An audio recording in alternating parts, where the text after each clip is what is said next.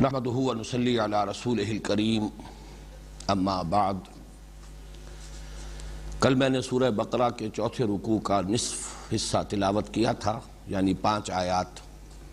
اگرچہ درس ہمارا کل صرف 1 آیت تک ہی ہو سکا۔ اب آج میں جو نصف ثانی ہے سورہ بقرہ کے چوتھے رکوع کا، اس کی تلاوت کر رہا ہوں۔ اعوذ باللہ من الشیطان الرجیم، بسم اللہ الرحمن الرحیم۔ وَقُلْنَا يَا آدَمُ اسْكُنْ أَنْتَ وَزَوْجُكَ الْجَنَّةَ وَكُلَا مِنْهَا رَغَدًا حَيْثُ شِئْتُمَا وَلَا تَقْرَبَا هَٰذِهِ الشَّجَرَةَ فَتَكُونَا مِنَ الظَّالِمِينَ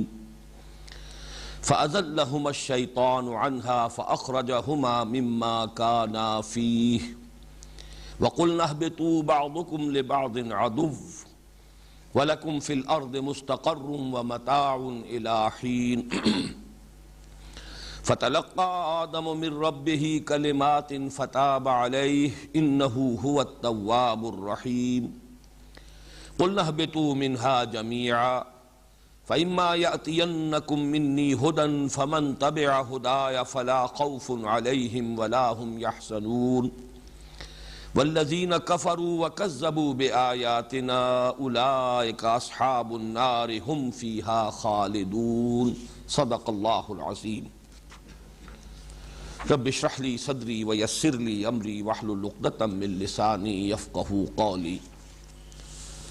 اللہم ربنا الہمنا رشدنا واعذنا من شرور انفسنا۔ اللہم ارنا الحق حقا وارزقنا اتباعہ وارنا الباطل باطلا وارزقنا اجتنابہ۔ اللہم ربنا زدنا علما، اللہم ربنا زدنا علما، آمین یا رب العالمین۔ کل میں نے عرض کیا تھا کہ سورہ بقرہ کا یہ چوتھا رکوع جس قدر اہم ہے اپنے مضامین کے اعتبار سے، اسی قدر مشکل بھی ہے، اور واقعہ یہ ہے کہ میرا اپنا احساس یہ ہے کہ یہ قرآن حکیم کا مشکل ترین مقام ہے۔ ویسے بھی ظاہر بات ہے کہ جو فلسفے کے اہم مسائل ہیں وہ اپنی جگہ پر مشکل، اور ظاہر بات ہے کہ جن بنیادی حقیقتوں پر ان مسائل کا دار و مدار ہے، ان کا ادراک، ان کا شعور، وہ بھی کوئی آسان کام نہیں ہے۔ تو میں یہ چاہتا ہوں کہ آج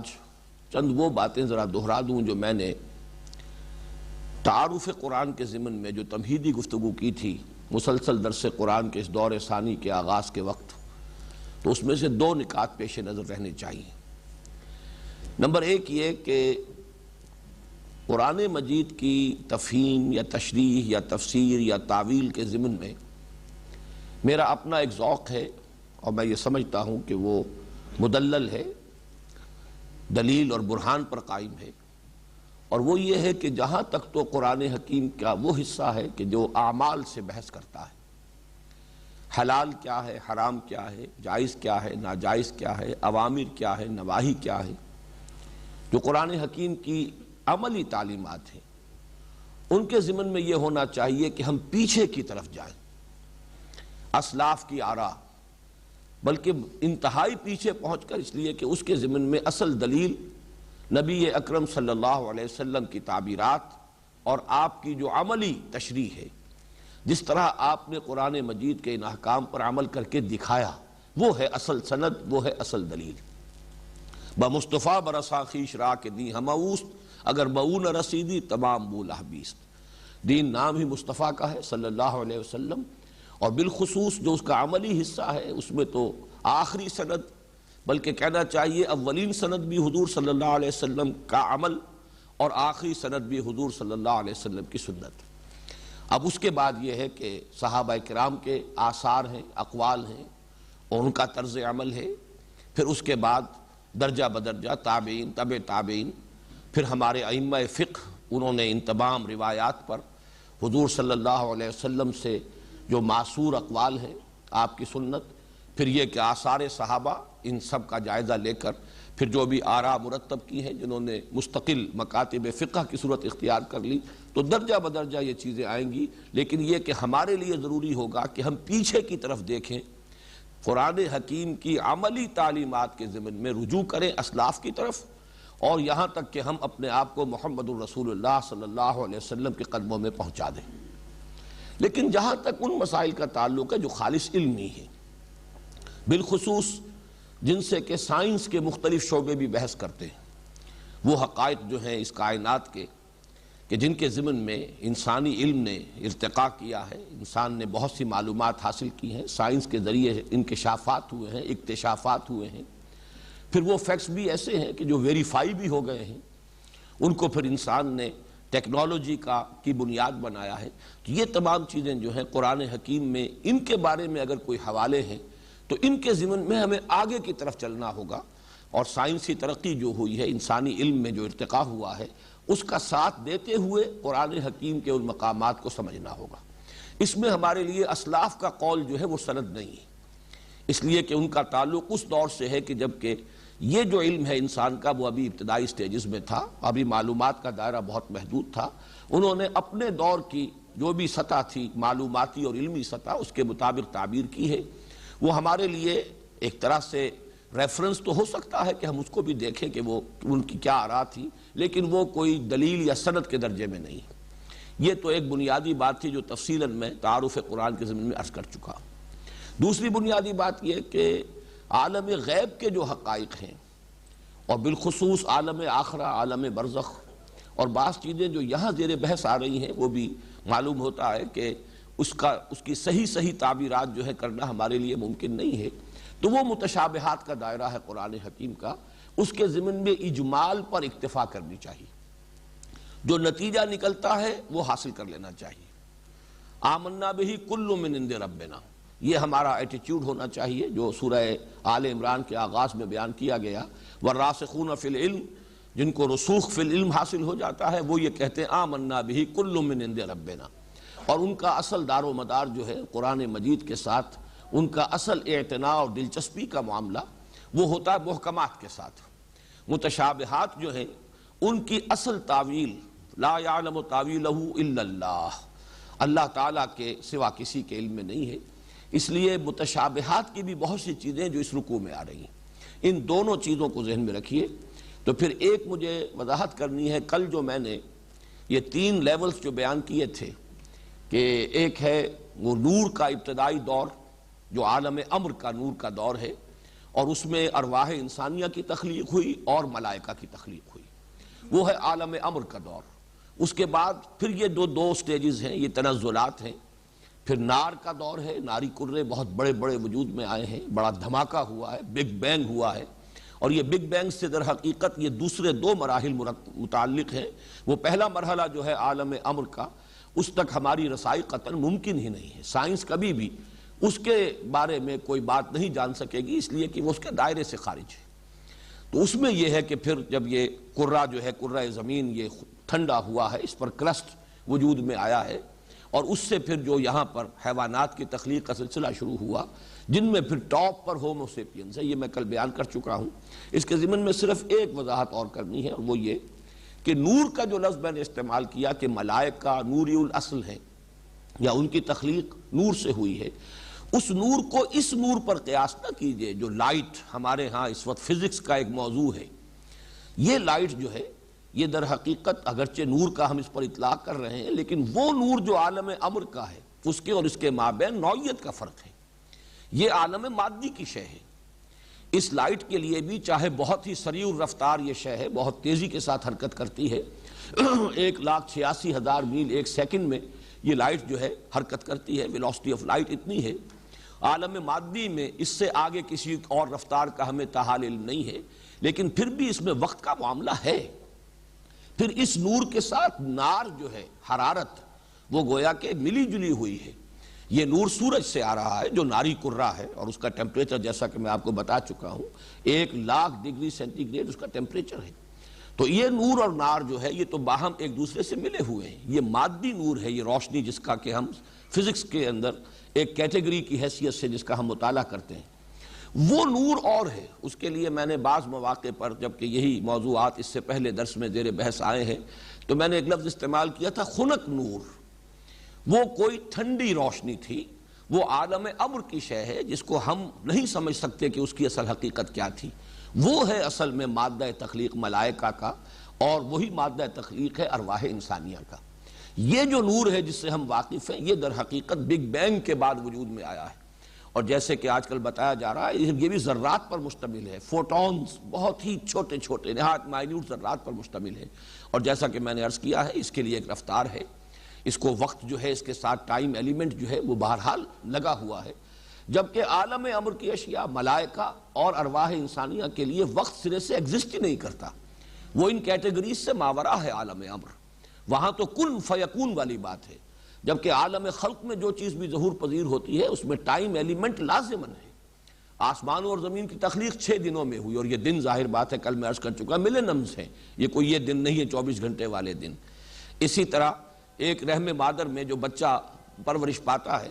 9 مہینے اسے لگتے ہیں. وہ ایک جرثومہ جو ہے وہ باپ کی طرف سے اور ایک سیل ماں کی طرف سے، ان کے امتزاج سے انا خلقنا الانسان من نطفۃ امشاج، تو یہ نطفہ امشاج جو ہے پھر 9 ماہ لیتا ہے تب وہ بچہ وجود میں آتا ہے، اس کی ایک تکمیل ہوتی ہے. تو ٹائم ایلیمنٹ عالم خلق کا ایک لازمی فیکٹر ہے، جبکہ عالم امر کا اس سے کوئی تعلق نہیں، عالم امر اس سے ماورا ہے. دوسری بات کل جو ہم نے آیت پڑھی تھی اس کے ضمن میں یہ اشتباہ پیدا ہوا، بعد کے سوالات میں بھی آیا کہ ملائکہ نے جو یہ بات کہی کہ پروردگار کیا تو ایسا خلیفہ بنائے گا زمین میں کہ جو خونریزی کرے گا، فساد مچائے گا، جبکہ ہم حاضر ہیں، ہم آپ کے احکام کی تعمیل میں ہر دم سرگرم ہیں. نحن نسبح بحمدک، تیرے شکر کے ساتھ تیرا شکریہ ادا کرتے ہوئے کہ تو نے ہمیں اس خدمت پر معمور کیا ہے. خدمت منت منہ کی خدمت سلطان ہمی کنی، منت شناس ازو کے بخدمت بداشتک. تو اس میں ایک اشتباہ سا ہوتا ہے کہ یہ تو گویا کہ فرشتوں کی طرف سے کوئی اعتراض کی شکل ہے. اس پر ہمارے مفسرین نے، اور یہ چیز چونکہ ذہن قبول نہیں کرتا، فرشتوں کا جو مقام ہے، جو قرب انہیں حاصل ہے ذات باری تعالیٰ کے ساتھ، کہ وہ کوئی زبان طعن یا زبان اعتراض بھی کھول سکتے ہیں اللہ کے سامنے. تو اس کی جو تعبیر کی گئی ہے مختلف طریقوں پر، اس میں سے یہ کہ یہ صرف استفہام تھا، سمجھنے کی ایک کوشش. آج جب میں غور کر رہا تھا تو قرآن حکیم ہی میں سورہ بقرہ میں آگے جا کر مثال آ جائے گی، جیسے کہ حضرت ابراہیم علیہ السلام کا واقعہ بیان ہوا ہے. انہوں نے اللہ تعالیٰ سے درخواست کی کہ رب ارینی کیف تحیی الموتیٰ، پروردگار ذرا مجھے مشاہدہ کرا کہ تو کیسے زندہ کرے گا مردوں کو. اس پر فوری طور پر اللہ تعالیٰ کی طرف سے جو بات آئی، اولم تؤمن، کیا تو ایمان نہیں رکھتا، کیا تجھے یقین نہیں ہے؟ تو فوراً عرض کیا حضرت ابراہیم نے، بلا کیوں نہیں، ولکن لیطمئن قلبی، میں اپنے دل کا ذرا اطمینان چاہتا ہوں، یقین میں اور پختگی چاہتا ہوں، وہ یقین جو ہے وہ اذعان کے آخری درجے کو پہنچ جائے، یہ میری خواہش ہے، ایمان میرا ہے، تصدیق میں کرتا ہوں، مانتا ہوں. اسی درجے میں یہ بات سمجھیے کہ یہ بالکل وہی قول کہ اللہ تعالیٰ کی طرف سے اگر فرشتوں سے بھی یہ کہا جاتا کہ کیا تمہیں اعتماد نہیں ہے، کیا تمہیں یقین نہیں ہے کہ جو کام میں کرنے چلا ہوں وہی درست ہے، تو جواب وہی ہوتا، بلا ولکن لیطمئن قلبی ولکن لتطمئن قلوبنا. اس لیے ہم یہ چاہ رہے ہیں کہ ہمیں اطمینان ہو جائے. تو یہ استفہام ہے، اور اس کے ضمن میں مولانا اصلاحی صاحب نے ایک بہت عمدہ تعبیر کی ہے. چونکہ وہ جو تعویل خاص ہے اس کے اعتبار سے، اور سورہ بقرہ میں جو اس حصے میں مضمون آ رہا ہے، اب آگے ہم بہت قریب پہنچ گئے اس کے، جہاں سے کہ یہود سے براہ راست خطاب شروع ہو جائے گا، اس سے بھی ایک ربط ہے اس کا، کہ اصل میں اس سرگزشت میں ایک آئینہ دکھایا جا رہا ہے کہ دعوت حق کے معاملے میں ایک شکل یہ ہو سکتی ہے کہ کوئی اشتباہ لاحق ہو جائے، کہیں کوئی اشکال ہو، بات سمجھ میں نہ آ رہی ہو، اس کی وجہ سے تاخیر ہو جائے اس دعوت کو قبول کرنے میں. تو یہ تو ظاہر بات ہے کہ اشتباہ جو ہے، شبہ اگر واقع ہوا شبہ رفع بھی ہو جائے گا، اشکال ہے اشکال رفع ہو جائے گا. ایسے لوگ جو ہے جب حقیقت منکشف ہو جائے گی بات کو تسلیم کر لیں گے. لیکن ایک ہوتا ہے انکار تکبر کی بنیاد پر، تکبر ہو، حسد ہو. یہ تکبر اور حسد کی بنیاد پر جو انکار ہوتا ہے یہ مستقل ہوتا ہے، دائمی ہوتا ہے، یہ رفع ہونے والا نہیں ہوتا. گویا کہ یہ فرشتوں کو جو اشکال پیش آیا یا جو اشتباہ ہوا، اللہ تعالیٰ کی طرف سے اس کی وضاحت ہو گئی اور انہوں نے اسے قبول کر لیا.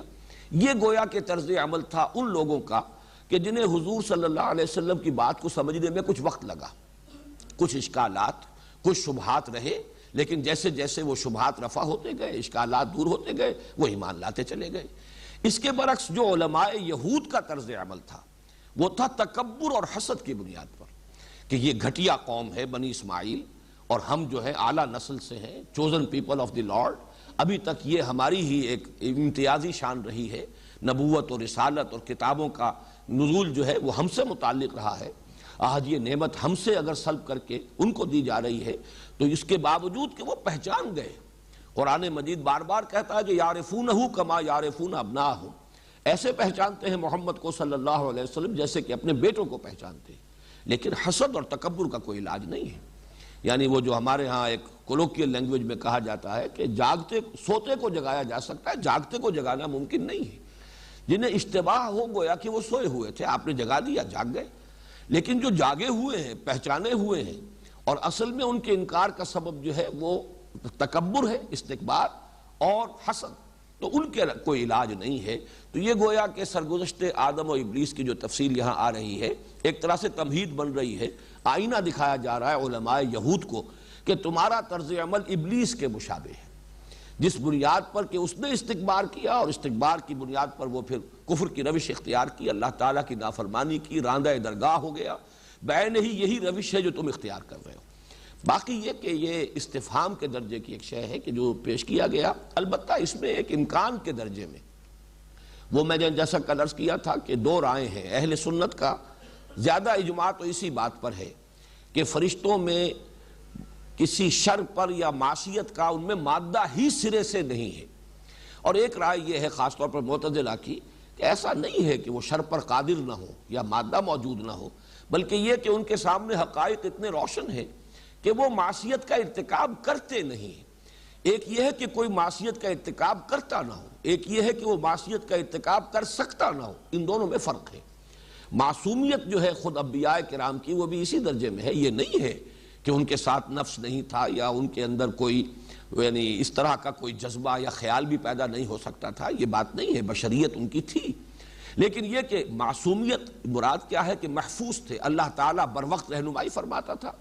اور اگر کوئی غلط خیال کبھی پیدا ہو بھی جاتا تھا تو اس کی طرف سے خصوصی حفاظت کا اہتمام ہوتا تھا. اسی طریقے سے اگر فرشتوں کے اندر بھی اگر اس قول کو مانا جائے تو یہ کہ اس کے ساتھ تعویل یہ ہو جائے گی کہ یہ ایک وسوسہ تھا جو ان کے ذہن میں آیا. اور ہمارے ہاں اصول یہی ہے، وسوسہ جب تک کہ رہے اور اس پر کوئی عمل نہ کرے انسان تو اس پر کوئی گرفت نہیں ہے. تو ہو سکتا ہے کہ فرشتوں کو یہ احساس ہوا ہو کہ ہم اس کے اہل ہیں. خلافت کا یہ منصب جو ہے یہ آدم کو یا ذریت آدم کو جو دیا جا رہا ہے، تو ہمارے اندر ظاہر بات ہے کہ وہ سارے تقاضے پورے ہیں. نحن نسبح بحمدک ونقدس لک. تو اس درجے میں جبکہ ان کے سامنے بات واضح ہو گئی، انہوں نے تسلیم کر لیا، تو پھر اس میں کوئی ان کے اوپر کوئی ملامت کا پہلو نہیں ہے. تو یہ ایک استفہام اور اشکال کو رفع کرنے کی کوشش ہے. اب آگے چلیے. وَعَلَّمَ آدَمَ الْأَسْمَاءَ كُلَّهَا، اور اللہ نے سکھا دیے آدم کو نام کل کے کل. ثُمَّ عَرَضَهُمْ عَلَى الْمَلَائِكَةِ، پھر پیش کیا ان کو فرشتوں کے سامنے. عرضہم ظاہر بات ہے یہاں حضرت آدم مراد نہیں ہے بلکہ وہ اشیاء یا وہ اشخاص، اس کی وضاحت میں بعد میں کروں گا، جن کے نام حضرت آدم کو سکھائے گئے. فقال انبئونی باسماء ہؤلاء ان کنتم صادقین، اور فرمایا فرشتوں سے کہ اب مجھے بتاؤ ان کے نام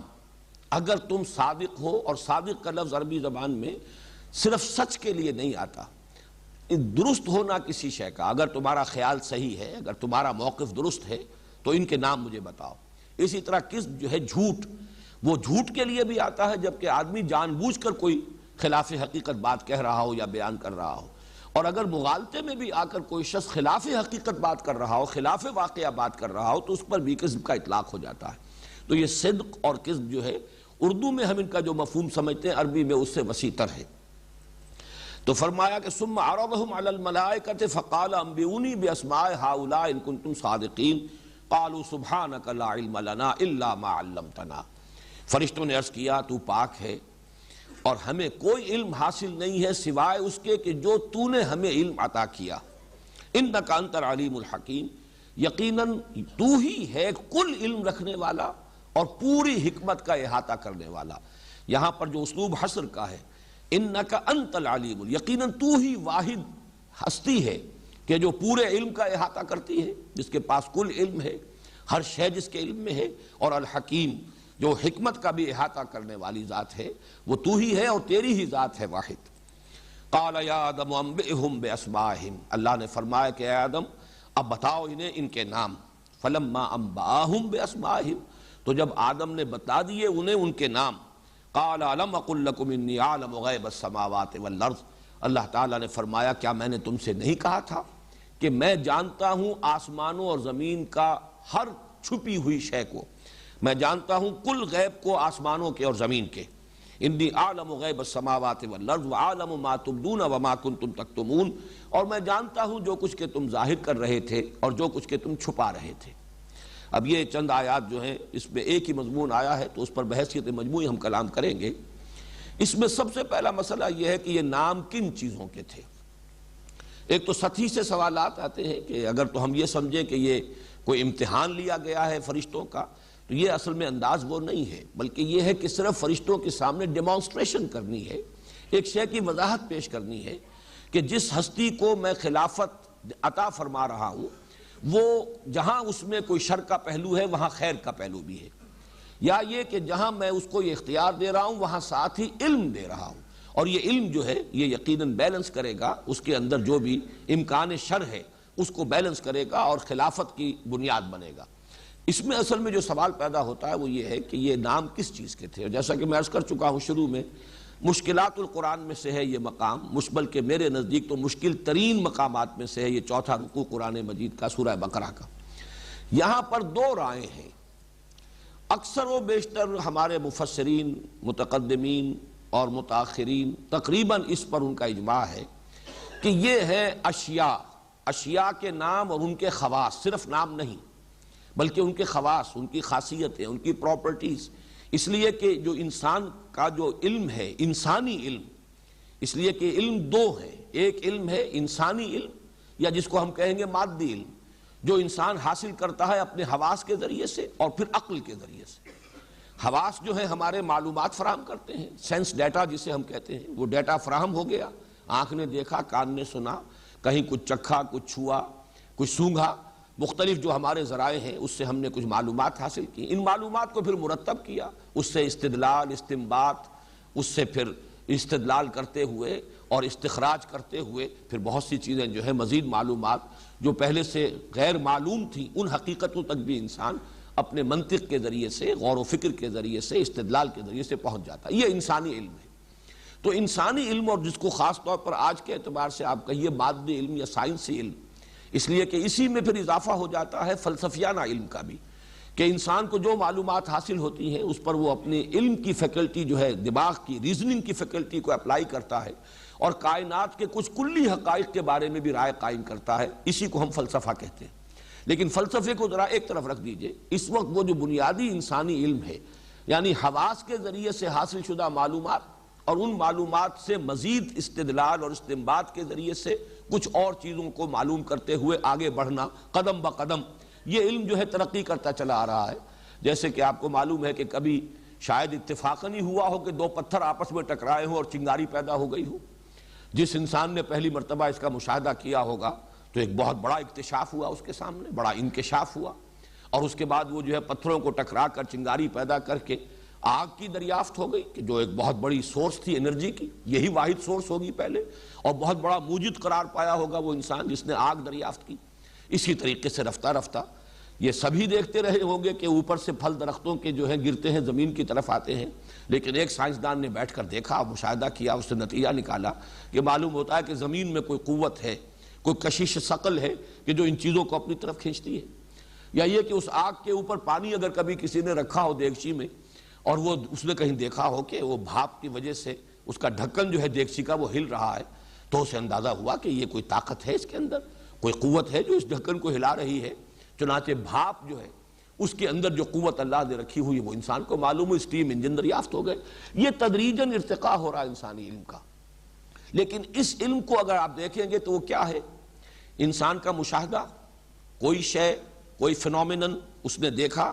پھر اس کے لیے کوئی نام تجویز کیا، کوئی عنوان، اور یہ ناموں کے ذریعے ہی سے انسان نے اپنی معلومات کو منضبط کیا، مرتب کیا. انہی کے حوالے سے پھر یہ علم جو ہے ایک نسل سے اگلی نسل کو منتقل ہوا. تو یہ علم الاسماء جو حضرت آدم علیہ السلام کو دے دیا گیا، اور یہاں اس کو شامل رکھ لیجئے کہ یہ پوٹینشلی گویا کہ پورا وہ علم حضرت آدم کو دے دیا گیا تھا۔ یہ اسی کی ایکسفولیشن ہے، اسی کا ظہور ہے جو تدریجاً ہو رہا ہے۔ اس کو ہم یوں بھی تعبیر کر سکتے ہیں کہ اس علم کی کہ حاصل کرنے کے جو ذرائع ہیں، جو آلات ہیں، وہ آدم کو عطا کر دیے گئے۔ سمع، ان السمع والبصر والفؤاد کل اولئک کان عنہ مسئولا، ان میں وہ استعداد تھی، تو گویا کہ ان کے ذریعے سے جو کل علم انسان کو حاصل ہونے والا ہے، گویا کہ وہ پورا علم حضرت آدم علیہ السلام کو دے دیا گیا۔ یہ مختلف تعبیرات جو ہیں اس کی ہوں گی۔ حقیقت یہ ہے کہ اکثر و بیشتر لوگوں نے علم الاسماء سے مراد یہی لیا ہے اشیاء کا علم، یعنی یہ جو سائنٹیفک علم ہے، مختلف اشیاء، مختلف چیزیں، ان کے خواص، ان کی properties, physical phenomena, physical forces, ان کے لیے پھر عنوانات طے کرنا، اس کے لیے ٹرمز ایجاد کرنا، اس کے حوالے سے علم کو آگے بڑھانا، یہ مراد لیا ہے اکثر و بیشتر علماء نے۔ اس میں ایک ذرا ہٹ کر بات کہی ہے مولانا امین احسن اصلاحی صاحب نے۔ دلیل ان کی یہ ہے کہ یہاں جو ضمیریں آ رہی ہیں وہ ذوی العقول کے لیے استعمال ہونے والی ضمیریں ہیں۔ چنانچہ ثم عرضہم، پھر پیش کیا ان کو ملائکہ کے سامنے۔ اب یہ ہم کی ضمیر جو ہے ذوی العقول کے لیے ہے۔ اسی طریقے سے انبئونی باسماء ہؤلاء، ان لوگوں کے نام بتاؤ۔ اس سے انہوں نے ایک نتیجہ برآمد کیا ہے کہ اصل میں حضرت آدم علیہ السلام کی وہ ذریت جس کا تذکرہ ہو چکا ہے، ارواح کی شکل میں ان سب کی تخلیق ہو چکی تھی، تو حضرت آدم علیہ السلام کی ذریت کے اندر جو عظیم شخصیتیں پیدا ہونے والی تھیں، جن میں عظیم ترین شخصیت حضرت محمد صلی اللہ علیہ وسلم ہے، انہی میں ابراہیم اور انہی میں نوح اور انہی میں عیسیٰ، انہی میں موسیٰ علیہ السلام اور صلی اللہ علیہ وسلم، تو یہ ان کا گویا کہ مشاہدہ کرایا گیا۔ ان جو ارواح تھی ان میں بھی وہ نورانیت یقیناً ہوگی، جھلک رہی ہوگی، ان کا مشاہدہ کرایا گیا اور پوچھا گیا۔ حضرت آدم کو ان کے نام بتا دیے گئے، اور پھر یہ کہ فرشتوں کے سامنے ان کو پیش کیا گیا کہ جہاں یہاں شیاطین بھی پیدا ہوں گے، بڑے سرکش لوگ بھی ہوں گے، یہاں نمرود اور اگر فراعنہ بھی ہوں گے، نماردہ بھی ہوں گے، لیکن یہ کہ اسی نسل آدم کے اندر یہ خیر کے پیکر بھی ہوں گے، جو کہ ہر اعتبار سے نیکی کے، بھلائی کے علمبردار، اور ان کے اپنے عمل میں، اپنے کردار میں بلندی ہوگی، ترفع ہوگا۔ تو گویا کہ یہ ایک رائے ہے جو اصلاحی صاحب نے محض اس دلیل کی بنیاد پر کہ یہاں ذوی العقول کے لیے ضمیریں آ رہی ہیں، اس سے مراد ہے کچھ انسانوں کے، ذریت آدم کے نیک لوگوں کے نام اور ان کا مشاہدہ کرا دیا گیا، اور اس سے گویا کہ ملائکہ کو یہ اطمینان دلا دیا گیا کہ ٹھیک ہے، چونکہ اس کو اختیار دیا جا رہا ہے، اسے اٹانومی دی جا رہی ہے، اس کو خلافت دی جا رہی ہے، تو شر کا امکان بھی ہے۔ تمہارا یہ اشتباہ جو ہے غلط نہیں ہے کہ یہ فساد مچائے گا، یفسد فی الارض یفسد فیہا ویسفک الدماء، اور خونریزی کرے گا، لیکن یہ کہ اس کے ساتھ ساتھ یہ نیک ہستیاں بھی ہیں کہ جو اس ذریت آدم کے اندر پیدا ہوں گی، کہ جو زمین کو خیر سے بھر دیں گی، یہ بھی وہ ساتھ کے ساتھ موجود ہے۔ یہ رائے ہے مولانا اصلاحی صاحب کی۔ اور ایک اعتبار سے جیسے کہ میں نے عرض کیا کہ کچھ وزن بنتا ہے ان کی اس رائے میں کہ یہاں پر ضمائر وہ ہیں کہ جو ذوی العقول کے لیے استعمال ہوتے ہیں، لیکن یہ کہ اکثر و بیشتر مفسرین نے جب وہ رائے دی ہے جو میں پہلے بیان کر چکا ہوں، تو اس میں اس کا جواب یہی ہوگا کہ چونکہ تمام علم حضرت آدم علیہ السلام کو دیا گیا، اشخاص بھی آئے اس میں اور وہ اشیاء بھی آئیں، تو اس اعتبار سے برسبیل تغلیب یہ وہ ضمائر وہ استعمال کر دیے گئے جو ذوی العقول کے لیے ہیں، لیکن یہ ضروری نہیں ہے کہ انہی کا پر حصر ہو رہا ہو، بلکہ یہ کہ وہ تمام اشیاء کا علم ہے۔ میرے نزدیک بھی جو اصل موضوع ہے خلافت، اس کے ساتھ تعلق رکھنے والی اور زیادہ مناسبت رکھنے والی رائے یہی ہے کہ یہ علم اسماء وہ انسانی علم ہے جو انسان نے اپنے ذرائع سے تدریجاً حاصل کیا، اپنے مشاہدے سے، ان السمع والبصر، دیکھ کر، سن کر، نتائج کا استنباط کر کے، استدلال کر کے جو معلومات انسان جو ہے حاصل کرتا چلا جا رہا ہے، یہی در حقیقت وہ فیکلٹی ہے انسان کی، یہی اس کی وہ صلاحیت ہے۔ یہ صلاحیت ودیت کر دی گئی، یا یوں کہیے کہ حضرت آدم کو وہ کل علم ودیت کر دیا گیا پوٹینشلی، بالقوہ، اسی کا جو بالقوہ تھا وہی علم ہے کہ جو اب بالفعل اور ایکچولی اب اس کا ظہور ہو رہا ہے۔ یہ سب اسی کی ایکسفولیشن ہے۔ جیسے کہ بیج کے اندر پورا درخت موجود ہوتا ہے، آم کی گٹھلی میں پورا درخت ہے، اسی میں سے وہ برآمد ہوتا ہے، اسی طریقے سے حضرت آدم کو گویا کہ یہ پورا کا پورا علم دے دیا گیا۔ یہ خلافت کے ساتھ اس کا تعلق اس اعتبار سے بہت مناسبت رکھنے والا ہے کہ یہ علم ہے در حقیقت کہ جو اس کائنات کو مسخر کرنے کے لیے حضرت آدم علیہ السلام اور ان کی ذریت کو دیا گیا ہے۔ سخر لکم جو میں نے دو مقامات پر آپ سے عرض کیا، سخر لکم ما فی السماوات و ما فی الارض، جہاں تک تو ہے خلق لکم ما فی الارض جمیعا، وہاں صرف زمین کا معاملہ ہے۔ ہماری ضروریات کی بہم رسانی کے لیے اور ہماری جو بھی دسترس ہے اس کی حد تک تو زمین میں جو کچھ پیدا کیا گیا وہ ہمارے لیے۔ خلافت عرضی ہمیں دی گئی ہے، خلافت پوری کائنات کی نہیں دی گئی۔ البتہ یہ ہے کہ وہ علم کی وہ بنیاد عطا کر دی گئی حضرت آدم علیہ السلام کو پوٹینشلی، اور یوں کہیے کہ ذریت آدم کو پریکٹیکلی، کہ جس کے نتیجے میں وہ تسخیر کر سکے گا کائنات کی۔ اور یہ تسخیر جو ہے ان قواعد فطریہ اور جو فورسز آف دی نیچر ہیں ان کی دریافت، پھر ان کو اپنے کنٹرول میں لانا، پھر ان سے فائدہ اٹھانا۔ آج جو انرجی کے جو مختلف جو خزانے ہیں جس طریقے سے کہ انسان کے اختیار میں آتے چلے جا رہے ہیں، چاند تک اس کی رسائی ہو چکی ہے، ہو سکتا ہے کہ اور بھی ترقی ہو۔ تو جیسا کہ دجال کا لفظ آتا ہے اور دجال کے بارے میں جو صفات آئی ہیں احادیث کے اندر، وہ یہی تسخیر ہے۔ یہ تسخیر اصلاً کوئی شر نہیں ہے،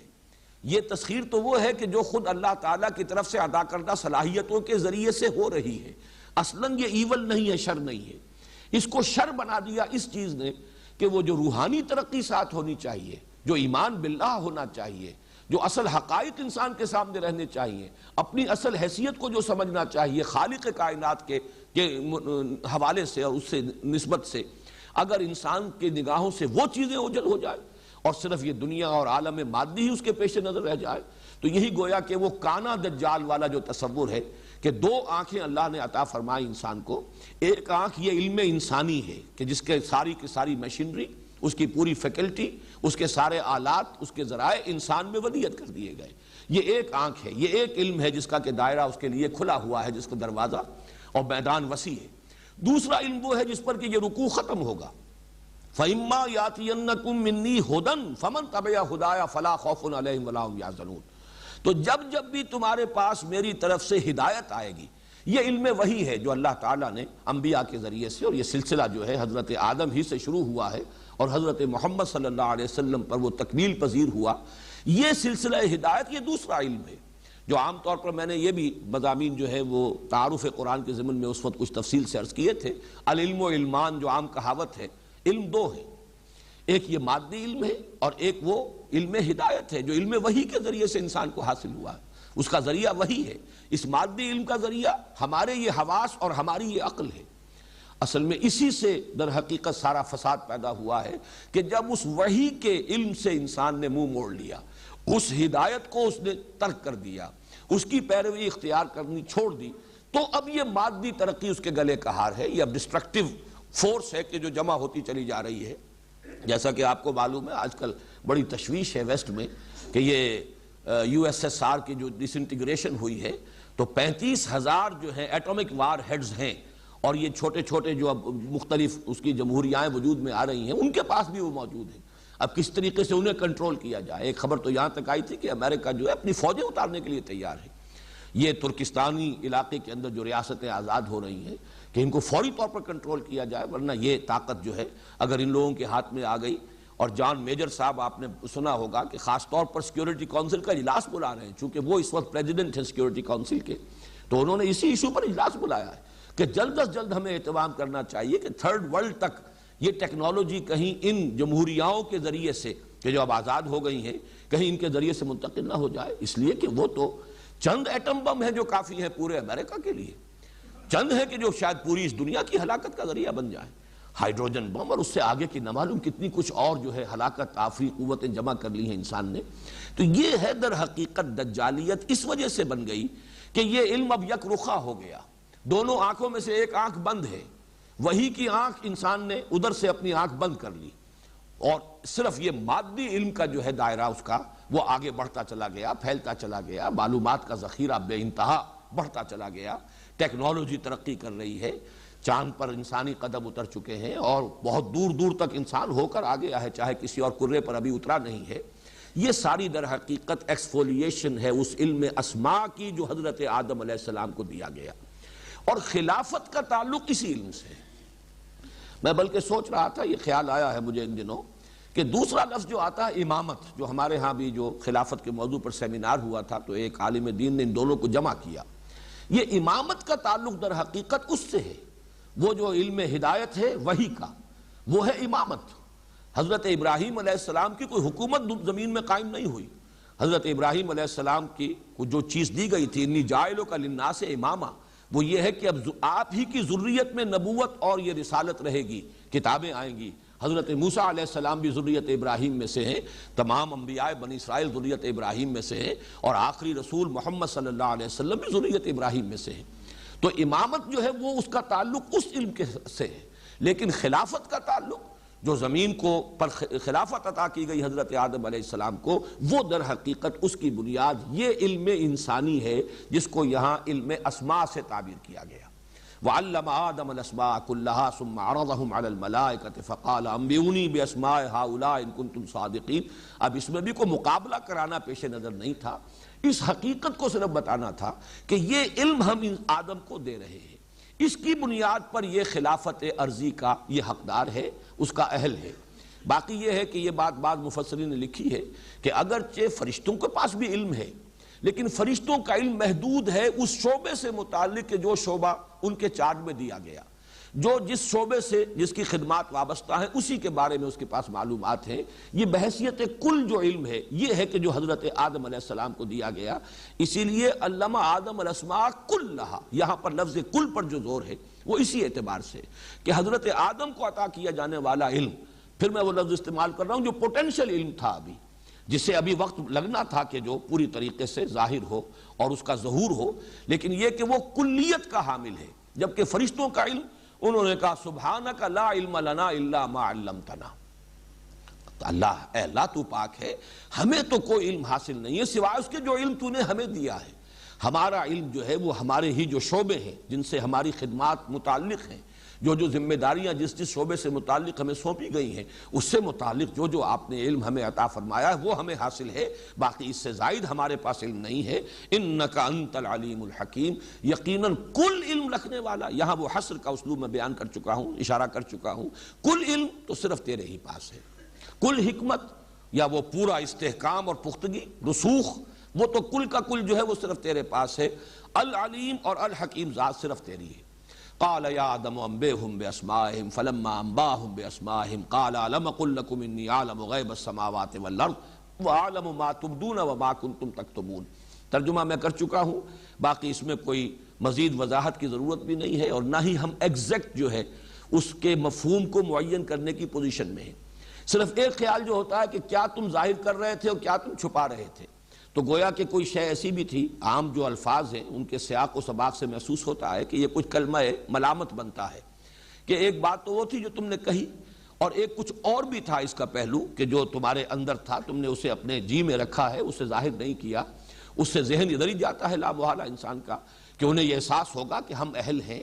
یہ خدمت ہم سر انجام دے ہی رہے ہیں. نحن نسبح بحمدک نقدس لک. تو اس اعتبار سے کوئی ان کے ذہن میں خیال آیا ہے جس کی کہ یہاں پر اب اللہ تعالیٰ نے صرف اشارہ اس اعتبار سے کر دیا میرے علم میں یہ بھی ہے جو تم اپنے اندر چھپائے ہوئے تھے، باقی جو کوئی تم نے ظاہر کیا وہ تو ظاہر ہو ہی گیا. البتہ یہ کہ یہ ڈیمانسٹریشن میری طرف سے ہو جانے کے بعد اب تمہارا وہ سارا اشتباہ یا اشکال یا جو بھی اس میں تمہیں کوئی دقت پیش آئی ہے وہ رفع ہو جانی چاہیے.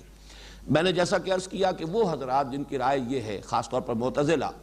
کہ فرشتے بھی اس معنی میں معصوم نہیں ہیں کہ ان کے اندر کوئی یعنی معصیت کا خیال تک بھی نہ آتا ہو،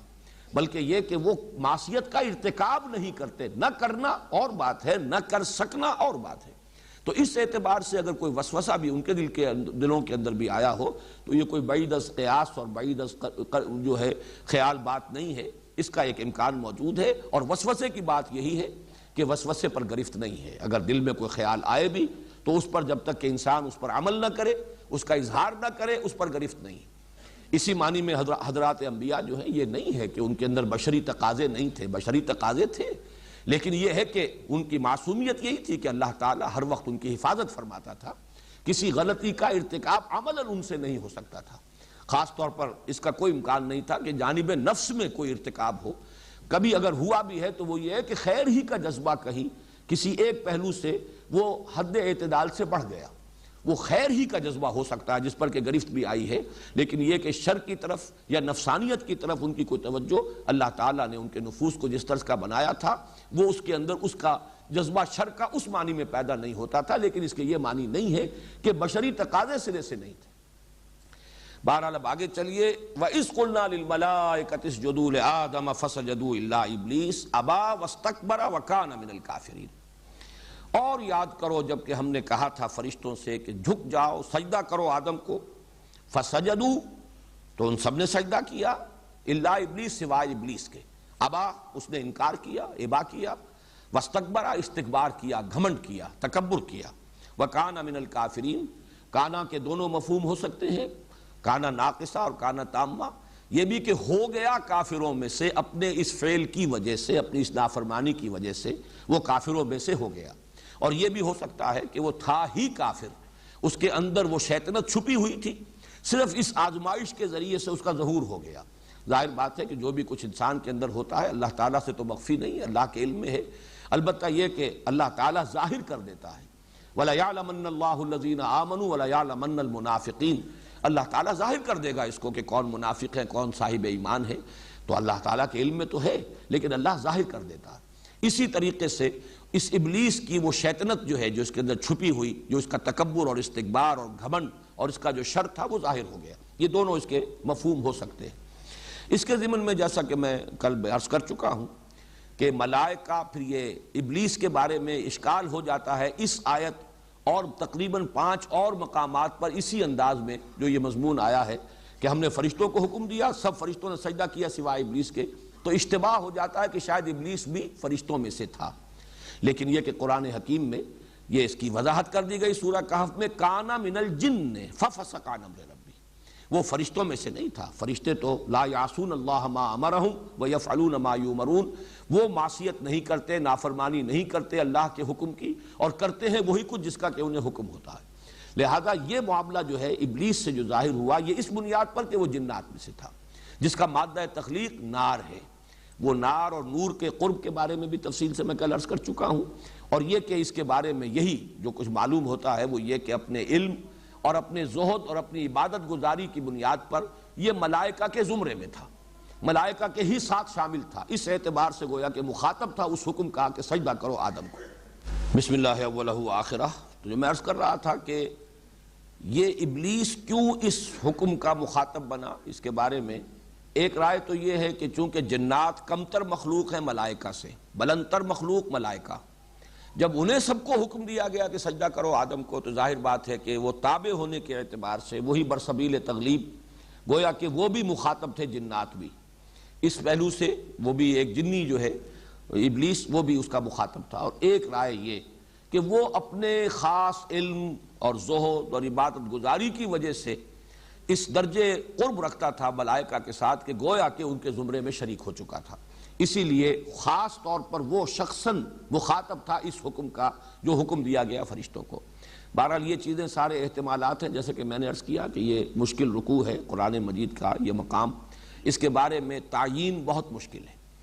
البتہ یہ کہ آدم اور ابلیس کے ناموں کی بنیاد کیا ہے یہ بات ہے کہ جس پر ذرا غور کر لیجئے آگے بڑھنے سے پہلے۔ آدم کے بارے میں جو سب سے زیادہ کثرت کے ساتھ رائے جو مقبول رائے ہے وہ یہ ہے کہ چونکہ کرسٹ آف دی ارتھ، عدیم الارض، عدیم کہتے ہیں کسی شے کا چھلکا، اوپر کا چھلکا، تو یہ جو کرسٹ آف دی ارتھ ہے یہ اس زمین کا، ہمارے اس پلینٹ کا چھلکا ہے، چونکہ اس سے اس کی پیدائش ہوئی ہے زمین سے، اس لیے آدم کہے گئے کہ عدیم الارض جو ہے اس سے ان کا وہ اس کا مادہ تخلیق ہے۔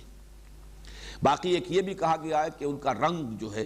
سرخی مائل گندمی رنگ، تو اس کے لیے بھی یہ لفظ عربی زبان میں یہی مادہ مستعمل ہے۔ اور ایک تیسری رائے یہ ہے کہ یہ جو مادہ آتا ہے الف دال میم کا، یہ مخالطت، ملنا جلنا، آپس میں کس چیزوں کا باہم جو ہے مختلط ہو جانا، اس کے لیے یہ لفظ مستعمل ہے، مل جانا۔ تو جیسے کہ معانست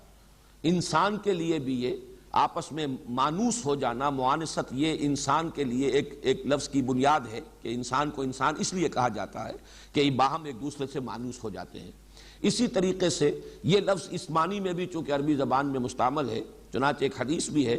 کہ ایک صحابی نے کہیں تذکرہ کیا کہ میرا فلاں جگہ رشتہ ہوا ہے، میں وہاں شادی کر رہا ہوں، تو آپ نے فرمایا لو نظرت الیہا فانہ احری ان یؤدم بینکما، کیا اچھا ہوتا کہ تم ایک نظر اسے دیکھ لیتے، اس لیے کہ اس سے زیادہ توقع ہے کہ تمہارے مابین موافقت جو ہے اور محبت پیدا ہو جائے اور تم آپس میں زیادہ گھل مل سکو۔ اس معنی میں یہ لفظ مستعمل ہوا یؤدم بینکما. تو اس لیے شاید آدم کو آدم اس لیے کہا گیا، جو آپ انگریزی میں کہتے ہیں گریگوریس اینیمل ہے، انسان مل جل کر رہنے والا متمدن حیوان ہے. ابلیس کے لیے یہ لفظ، جیسا کہ میں نے پہلے عرض کیا تھا، یہ صفاتی نام ہے. اس کا اصل نام کیا ہے، اس میں علم اس کا قرآن مجید میں نہیں آیا. بعض روایات میں عزازیل نام اس کا آیا ہے، قرآن میں کہیں نہیں ہے. ابلیس جو ہے یہ بھی اس کا صفاتی نام ہے، اس لیے کہ ابلسا یبلسو یہ آتا ہے نہایت مایوس ہو جانا، فرسٹریٹڈ، دی فرسٹریٹڈ ون، وہ کہ جو مایوس ہو جائے، جس کو کوئی امید نہ رہے. اب چونکہ اس سے وہ فعل جو ہے وہ سرزد ہوا، اللہ تعالیٰ کی اس نے حکم کی سرتابی کی، اور اللہ تعالیٰ نے پھر اس مقام پر تو نہیں ہے، بقیہ مقامات پر ہے کہ فخرج منہا فإنک مذموما مدحورا،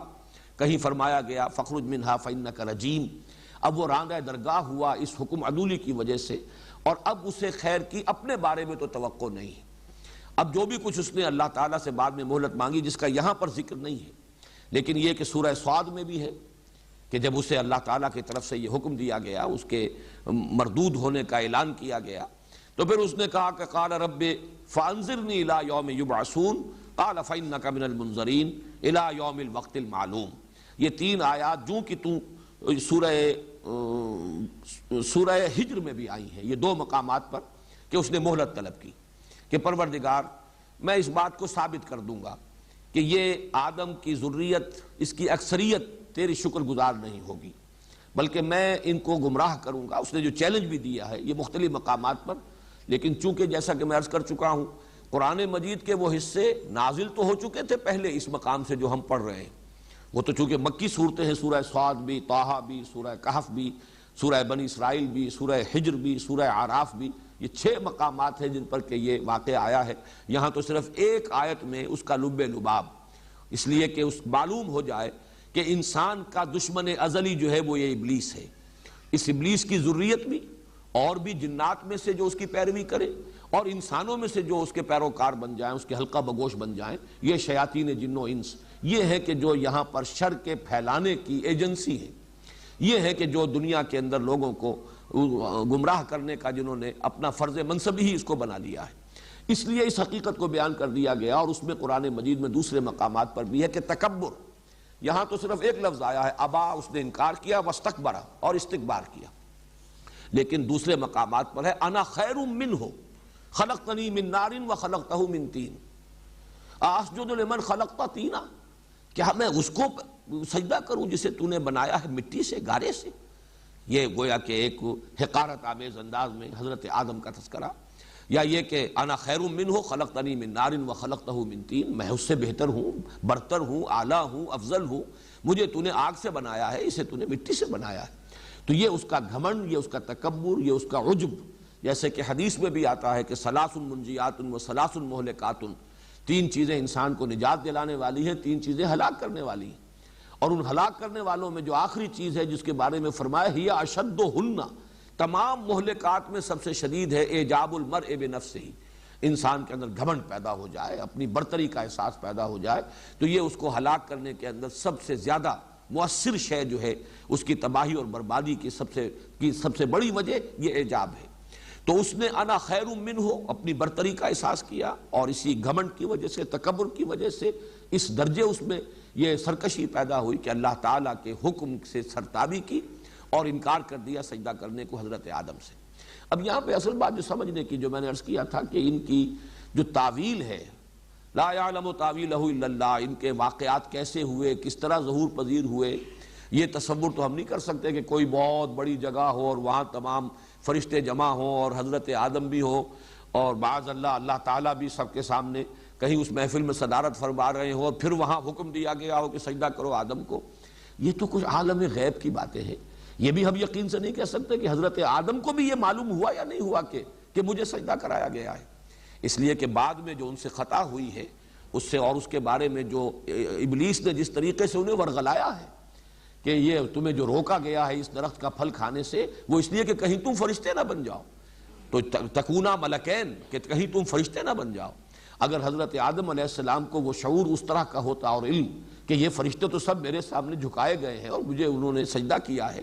تو معلوم ہوتا ہے کہ پھر اس کا کوئی منطقی بات جو ہے اس میں معلوم نہیں ہوتی کوئی ربط. کہ اس کے باوجود یہ ابلیس انہیں یہ کہہ کر ورغلاتا کہ اللہ نے تمہیں اس لیے روکا اس درخت سے کہ کہیں تم فرشتے نہ بن جاؤ. انہیں تو یہ معلوم ہونا چاہیے تھا کہ میں تو افضل ہوں فرشتوں سے،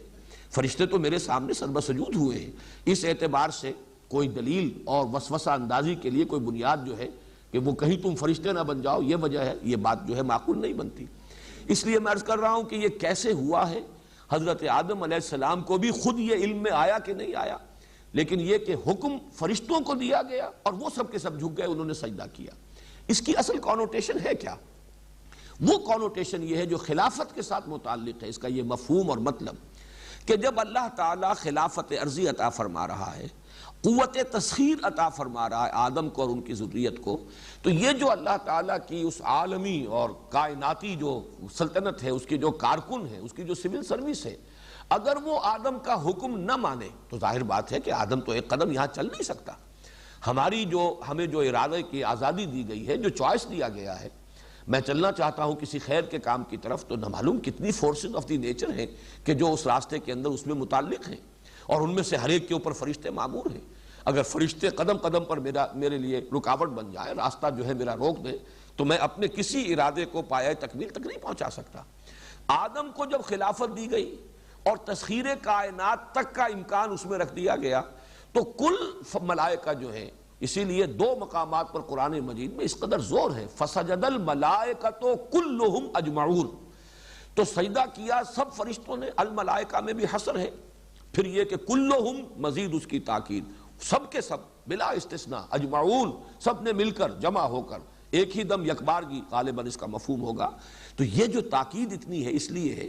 کہ جب خلافت عطا کی گئی ہے تو اللہ کے حکم سے اب فرشتے گویا کہ مطیع بنا دیے گئے انسان کے. اپنے ارادے سے، اپنے چوائس سے یہ خیر کی طرف بڑھنا چاہے، ٹھیک ہے، راستہ کھلا ہے، جائیے جدھر جانا چاہے. اس لیے نہیں کہ آدم ان سے اس اعتبار سے جو ہے وہ جو صحیح یا غلط کام کرنا جو ہے ان کے لیے وہ نتیجہ تو پھر نکلے گا آخرت کے اندر، اللہ تعالیٰ جب حساب لے گا. لیکن اس وقت اللہ نے آزادی دی ہے، اور اس وقت اس کے ارادے کی آزادی کے آگے اس کے راستے میں کوئی فرشتہ رکاوٹ نہیں ڈالے گا. کل کائنات مسخر ہے. البتہ جب وہ وقت آئے گا یہی فرشتے ہوں گے کہ جو ہتھکڑیاں لگائیں گے، یہی ہوں گے جو بیڑیاں ڈالیں گے، یہی ہوں گے جو گھسیٹ گھسیٹ کر جہنم میں اوندھے منہ جھونکیں گے لوگوں کو. لیکن یہ کہ اس وقت ان کو جو حکم دیا گیا ہے خلافت عرضی عطا کیے جانے کے ناطے، یہ گویا کہ اس کا ایک سمبل، اس کی ایک علامت کہ تمام فرشتے، اس لیے کہ سجدہ در حقیقت ویسے تو ضروری نہیں کہ وہ سجدہ جو ہے پیشانی زمین پر ٹکائیں تو اسی کو سجدہ کہا جائے، ذرا سا جھک جانا یہ بھی سجدہ ہے. سجدہ تعظیمی جو ہے اس سے پہلے جائز رہا ہے، شریعت محمدی میں آ کر اسے مطلقاً حرام کیا گیا ہے. ورنہ یہ کہ ذرا جھک کر تعظیم کرنا کسی کی، یہ تمام چیزیں جو ہے یہ سابقہ شریعتوں میں بھی اس کی اس درجے شدت کے ساتھ یعنی بندش نہیں تھی، بلکہ تعظیماً جھکا جا سکتا تھا. اسی کو دلیل آج کل بھی بعض لوگ بناتے ہیں کہ سجدہ تعظیمی جو ہے وہ اگر کہیں بزرگوں کو، اولیاء اللہ کو یا ان کی قبروں کو اگر کر لیا جائے تو کوئی حرج نہیں ہے، اور وہ قیاس کرتے ہیں سابقہ چیزوں پر. حالانکہ شریعت محمدی میں سجدہ مطلقاً حرام ہے اللہ کے سوا کسی کو. لیکن سجدہ جو بھی ہے در حقیقت وہ علامت ہے تذلل کی. تذلل اور کسی کا مطیع ہو جانا، کسی کا منقاد ہو جانا، کسی کے حکم کے سامنے سر تسلیم خم کر دینا، یہ سر تسلیم خم کر دینا یہ بھی ایک طرح کا سجدہ ہے. تو یہ گویا کہ فرشتوں کو اللہ تعالیٰ نے چونکہ خلافت آدم کو عطا کی ہے تو فرشتوں کو ان کا مطیع بنا دیا ہے. یہ سجدہ اس اطاعت کی علامت ہے، اس کا سمبل ہے. یہ ہے اس کا اصل حاصل، جو اصل مضمون ہے. جیسا کہ میں نے کل عرض کیا تھا کہ اصل مضامین کیا ہے، آدم کا مقام کیا ہے، یہ فلسفے اور حکمت دین کا ایک اہم موضوع ہے. وہ خلیفۃ اللہ ہے فی الارض، آدم اور ذریت آدم. اس خلافت کی اساس کیا ہے؟ اس خلافت کی اساس، بلکہ میں دیکھ رہا تھا مولانا عبد الباجی دریابادی مرحوم نے مولانا اشرف علی تھانوی رحمۃ اللہ علیہ کا ایک جملہ نقل کیا ہے کہ خلافت کی بنیاد زہد اور طاعت گزاری نہیں ہے، خلافت کی بنیاد علم اور فہم ہے. چنانچہ یہ بات جو ہے اسی مقام پر انہوں نے کوٹ کیا ہے کہ خلافت کی بنیاد اطاعت اور زہد اور عبادت گزاری نہیں ہے. یہ تو کر رہے تھے فرشتے بھی، نحن نسبح بحمدک ونقدس لک، یہ چیزیں تو بتمام و کمال فرشتوں میں موجود تھی.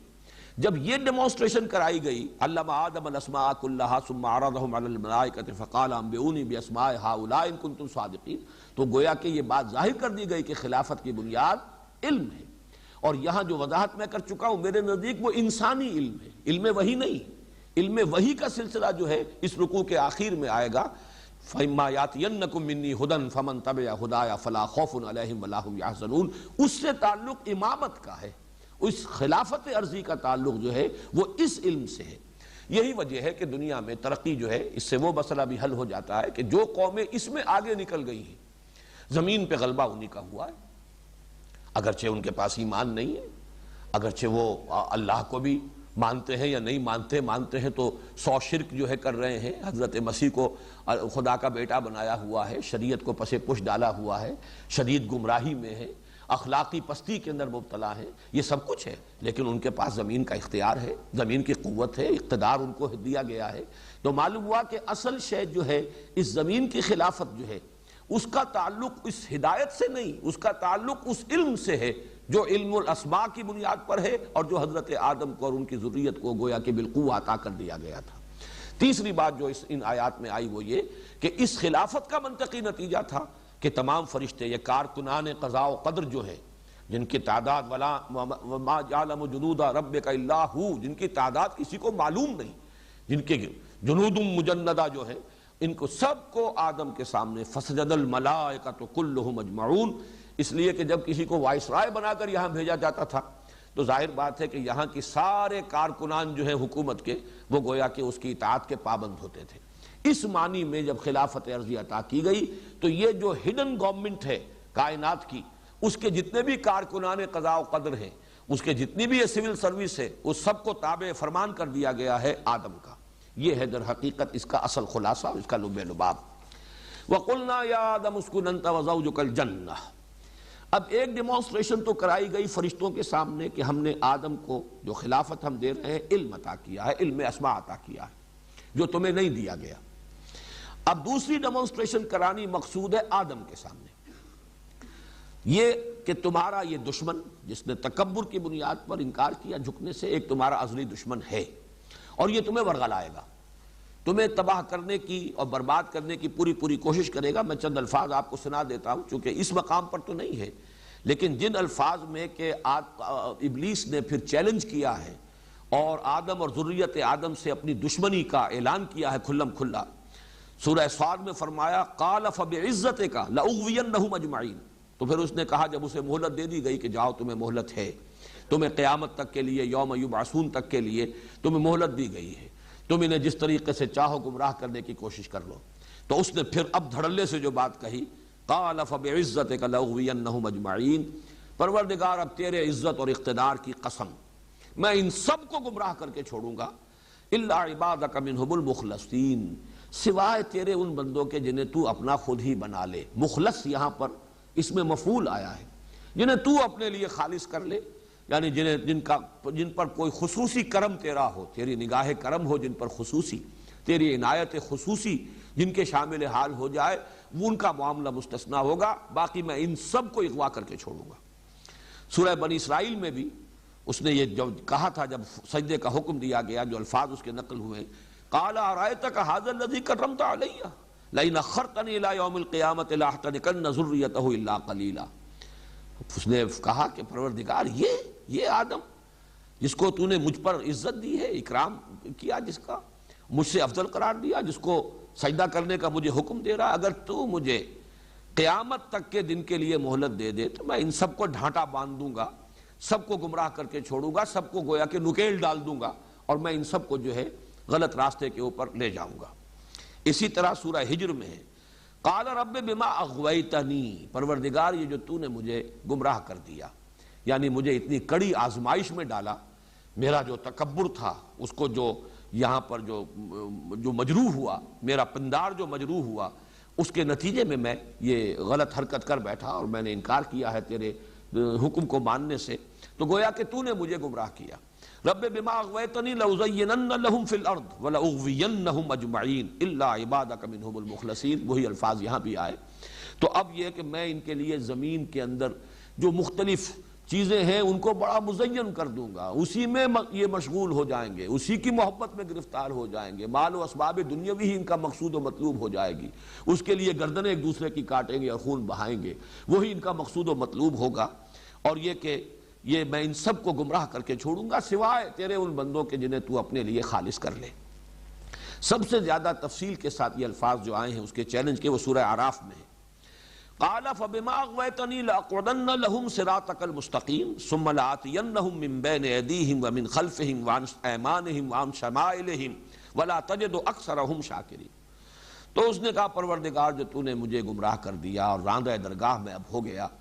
میں تو اب ہم تو ڈوبے ہیں صنم، ان کو بھی لے ڈوبیں گے، میں ان کو بھی چھوڑنے والا نہیں ہوں، اور تو نے جو مجھے مہلت دی ہے اب میں تیرے سیدھے راستے پر ان کے لیے گھات میں بیٹھوں گا۔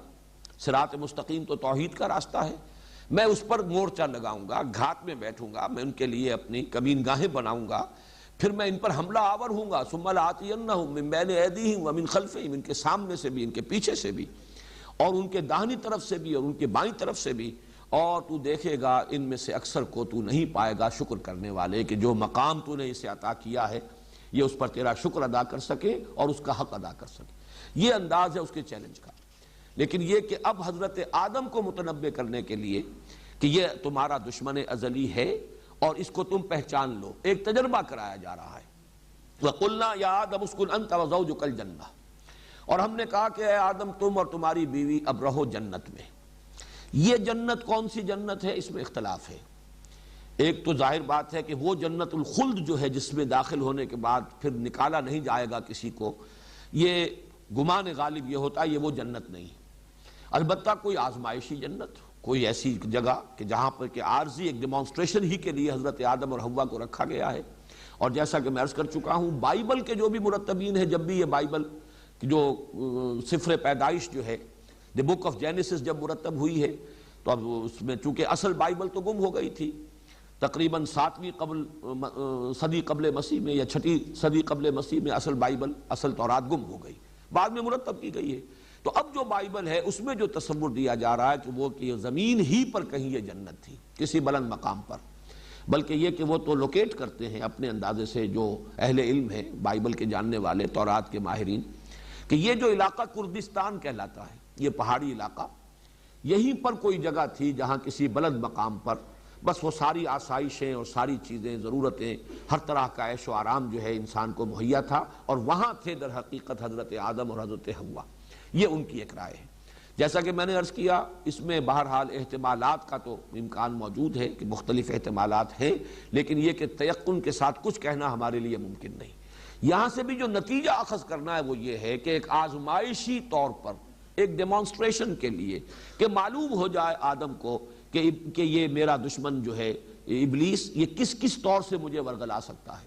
کس کس طرح کے ہیلے اور حربے اختیار کر سکتا ہے، کیسے کیسے وسوسے جو ہے میرے دل میں ڈال سکتا ہے، اور مجھے اللہ تعالیٰ کی اس صراط مستقیم سے، توحید سے اور اطاعت خداوندی کے راستے سے منحرف کر سکتا ہے۔ صرف اس کا ایک تجربہ کرانا مقصود ہے۔ اب چاہے وہ تصور ہو کہ یہ تخلیق آدم کے سارے مراحل کہیں آسمانوں میں طے پائے ہیں پھر حبوط ہوا ہے، چاہے وہ تصور ہو کہ زمین ہی پر یہ سارے مراحل طے پائے ہیں، اس اعتبار سے وہ جنت جو ہے وہ بھی کہیں جنت ارضی، کسی جگہ پر کوئی اونچا مقام، اور جنت کا لفظ جو ہے صرف جنت، ظاہر بات ہے کہ اس میں احتمالات جو ہیں تمام کے تمام موجود ہیں۔ وَكُلَا مِنْهَا رَغَدًا حَيْثُ شِئْتُمَا، اور کھاؤ تم دونوں اس میں سے با فراغت، جہاں سے چاہو، جو چاہو کھاؤ، تمام پھل، تمام میوے تمہارے لیے مباح ہیں، جہاں سے چاہو ان سے تم استفادہ کرو۔ وَلَا تَقْرَبَا هَٰذِهِ الشَّجَرَةَ فَتَكُونَا مِنَ الظَّالِمِينَ، لیکن مت قریب پھٹکنا، مت قریب جانا اس درخت کے، تو تم ہو جاؤ گے ظالموں میں سے، حد سے تجاوز کرنے والے، ظلم کرنے والے، اللہ کے حکم سے انحراف کرنے والے، تم ظالموں میں سے ہو جاؤ گے اگر تم نے اس درخت کا پھل کھایا۔ یہ جو جنت کے اندر جس طریقے سے حضرت آدم کو رکھا گیا، اس کی جو کیفیات بیان ہوتی ہیں، یہ خاص طور پر سورہ طٰہٰ میں الفاظ آئے ہیں، اِنَّ لَكَ لَا تَجُوعَ فِيهَا وَلَا تَعْرَىٰ، اے آدم تمہارے لیے یہاں اس جنت میں جس میں ہم تمہیں رکھ رہے ہیں، تمہیں یہ کیفیات حاصل رہیں گی کہ نہ تمہیں بھوک ستائے گی، بھوک لگے گی نہیں، ولا تارا، نہ عریانی لاحق ہوگی، وَأَنَّكَ لَا تَظْمَأُ فِيهَا وَلَا تَضْحَىٰ، اور نہ تمہیں اس میں پیاس کی شدت محسوس ہوگی، پیاس کا احساس ہوگا، نہ ہی کئی دھوپ کی کیفیت جو ہے، دھوپ کے ستانے کی اور گرمی اور اس کی حدت اور تمازت کا کوئی احساس ہوگا۔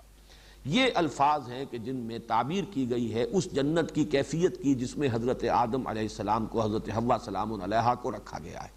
باقی کسی اور جگہ پر اس کی کوئی اور تفصیل نہیں ہے۔ اس کا جو اس سے تعلق ہے وہ میں ابھی بعد میں بیان کروں گا۔ باقی رہ گیا یہ سوال کہ وہ درخت کون سا تھا؟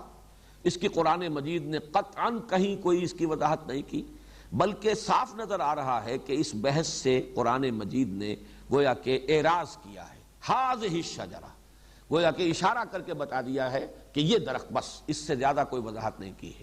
اسپیکولیشنز مختلف کی گئی، چنانچہ بائبل کے جو مرتبین ہیں انہوں نے اسے ٹری آف نالج قرار دیا ہے،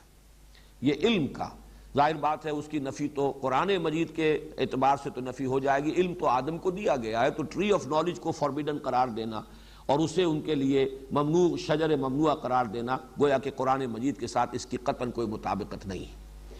البتہ کچھ اور خیالات ایسے ہیں کہ خاص طور پر میں یہاں تذکرہ کر رہا ہوں شاہ عبد القادر دہلوی رحمۃ اللہ علیہ کا، صاحب موضح القرآن، انہوں نے کچھ تصور یہ ظاہر کیا ہے کہ اس درخت کا پھل کھانے سے پہلے تک جنت میں جو کیفیت تھی کہ کوئی ہوائج انسانیہ جو ہیں وہ حضرت آدم کو، حضرت حوا کو لاحق نہیں تھے۔ یہ جو ہوائج انسانیہ ہیں، یعنی کھانا پینا نہیں ہے، نہ بھوک لگے گی نہ کھائیں گے، نہ پیاس لگے گی نہ پیئیں گے۔ ظاہر بات ہے کہ پھر بول و براز کا سارا مسئلہ جو ہے وہ تو متعلق ہے کھانے پینے سے، گویا کہ ان کے ساتھ ابھی یہ کیفیت وہاں نہیں تھی۔ انک لا تجوع فیہا ولا تعری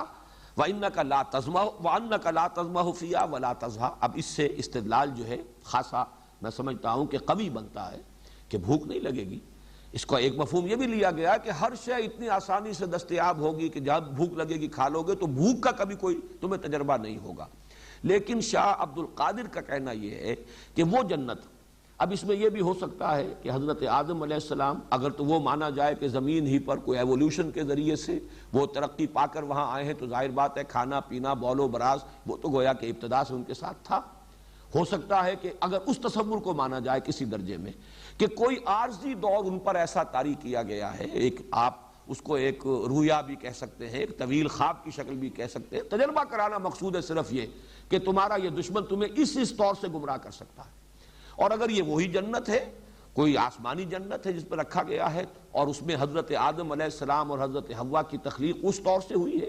کہ وہی بنائے گئے ہیں، اس خاک کے پتلے کو بنا کر اسی طریقے سے اس میں پھونک ماری گئی ہے، جیسا میں کل بیان کر چکا ہوں، وہ چیز بھی قرآن مجید کے بیان سے مطابقت رکھتی ہے، اور وہ اگر مفہوم سامنے رکھا جائے تو وہ بھی فٹ ہوتا ہے قرآن کے بیان میں۔ تو پھر یہ کہا جا سکتا ہے کہ جو شاہ عبد القادر کہہ رہے ہیں کہ اس وقت ابتدائی کوئی کیفیت ایسی ہو کہ ابھی ہوائج ضروریہ، کھانا پینا، بول و براز، اسی طرح کوئی بھی شہوت کا جذبہ، کوئی جنسی کوئی عمل جو ہے وہ ابھی ان کے علم میں نہیں تھا، ان کے شعور میں نہیں تھا، لیکن یہ کہ اس درخت کا پھل کھانے کا نتیجہ یہ نکلا۔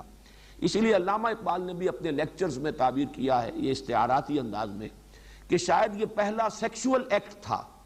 جس کو کہ وہ درخت سے تعبیر کیا گیا ہے، اس لیے کہ شیطان نے جو اغوا کیا تھا وہ یہ بھی تھا کہ کہیں تم ہمیشہ رہنے والے نہ بن جاؤ، اور یہی در حقیقت تناسل جو ہے انسان کا، توالد و تناسل، یہی ہے جو اس کے خلود کا ایک سبب بنتا ہے کہ نسل انسانی کو ایک دوام حاصل ہو رہا ہے اسی تناسل اور توالد کے ذریعے سے۔ بہرحال یہ مختلف آراء، مختلف خیالات ہیں، لیکن یہ کہ جو اصل لب لباب ہے وہ یہ ہے کہ صرف ایک آزمائشی اور ڈیمونسٹریشن کے لیے کہ متنبع کر دیا جائے کہ یہ تمہارا دشمن ہے جس سے تمہیں خبردار رہنا ہے، انہیں ایک تجربہ کرایا گیا ہے۔ یہ تجربہ کہاں ہوا، اس تجربے کی تفصیلات کیا ہیں، زمین پر ہوا، آسمان پر ہوا، اور پھر یہ کہ وہ کس کیفیت میں حضرت آدم اور حضرت حوا تھے، جیسے کہ ایک رائے میں شاہ عبد القادر کے حوالے سے بیان کر رہا ہوں۔ یہ سب جو ہے یہ ہمارا ایک تصور، تخیل ہو سکتا ہے، کوئی اس کے لیے مرفوع روایات موجود نہیں ہے، کوئی اس کے بارے میں تفصیلی چیزیں خود قرآن مجید کے دوسرے مقامات سے بھی ہمیں معلوم نہیں ہوتی۔ البتہ یہ کہ ایک درخت معین کر دیا گیا کہ اس میں جنت میں سے جہاں سے جو چاہو کھاؤ سوائے اس درخت کے، وَلَا تَقْرَبَا هَٰذِهِ الشَّجَرَةَ فَتَكُونَا مِنَ الظَّالِمِينَ، تو تم ہو جاؤ گے ظالموں میں سے۔ فَأَزَلَّهُمَا الشَّيْطَانُ عَنْهَا، تو پھسلا دیا، ذلہ پھسل جانا، ازلہ اذلال باب افعال سے پھسلا دیا، فَأَزَلَّهُمَا الشَّيْطَانُ عَنْهَا، شیطان نے ان دونوں کو، آدم اور حوا کو پھسلا دیا اس سے، فَأَخْرَجَهُمَا مِمَّا كَانَا فِيهِ، تو نکال دیا ان دونوں کے اس میں سے جس میں کہ وہ تھے۔ یہ الفاظ بھی بڑے ایسے مبہم رکھے گئے، مما کانا فیہ، جس میں وہ تھے۔ اس سے مراد ابھی وہ جنت نہیں ہے، بلکہ اس جنت کی جو کیفیت ہے اس کی طرف اشارہ کیا جا رہا ہے۔ یہ انداز قرآن مجید وہی استعمال کرتا ہے جہاں کے تفاصیل یا تو فہم انسانی کی گرفت سے ماورا ہو، جیسے کہ جو معراج کا تذکرہ آیا ہے کہ جب کہ ڈھانپے ہوئے تھا اس بیری کے درخت کو، اذ یغشی السدرۃ ما یغشی، جب کہ ڈھانپے ہوئے تھا اس بیری کو جو ڈھانپے ہوئے تھا۔ اب وہ کیا تھا یہ تمہارے فہم سے ماورا ہے، لہذا اس کی کوئی تفصیل یہاں نہیں دی جا رہی، بس ڈھانپے ہوئے تھا جو ڈھانپے ہوئے تھا۔ لقد رأى من آیات ربہ الکبریٰ، اس وقت نبی نے صلی اللہ علیہ وسلم اپنے رب کی عظیم آیات کا مشاہدہ کیا۔ لیکن یہ انداز بھی یہاں پر ہے، اخرجہما مما کانا فیہ، انہیں نکلوا دیا ان دونوں کو اس کیفیت میں سے، اس حالت میں سے جس میں وہ تھے۔ اب اس کی تعبیر جو ہے اگر سورہ طٰہٰ کے اس مقام کے حوالے سے کی جائے تو وہ بادشاہ عبد القادر صاحب کی جو ہے اس کے ساتھ جو ہے مربوط ہو جائے گی، اور وہ یہ کہ انہیں اب بھوک لگنی شروع ہوئی جو کہ پہلے نہیں تھی، یا کوئی مشقت کا مسئلہ تھا کہ جو پہلے نہیں تھا، اب وہ دھوپ نے بھی ستایا کہ جو پہلے کیفیت نہیں تھی، اور بول و براز کا معاملہ بھی شروع ہوا کہ جو پہلے نہیں تھا، اسی طریقے سے جنسی عمل اور سیکشول انٹرکورس کا معاملہ کہ جو اس سے پہلے نہیں ہوگا وہ شروع ہوا۔ اس اعتبار سے وہ تمام کیفیات مولانا اصلاحی صاحب یہاں بڑی خوبصورتی سے نکل گئے ہیں، اس لیے کہ قرآن مجید کے دو مقامات پر یہ آتا ہے کہ اس درخت کا پھل کھانے کا جو نتیجہ نکلا وہ یہ تھا، فَبَدَتْ لَهُمَا سَوْآتُهُمَا وَطَفِقَا يَخْصِفَانِ عَلَيْهِمَا مِنْ وَرَقِ الْجَنَّةِ، ظاہر ہو گئے ان کے لیے ان کی شرمگاہیں یا ان کے جو بھی اعضائے جنسی کہیے یا بول و براز بھی انہی سے متعلق ہے، سوآتہما،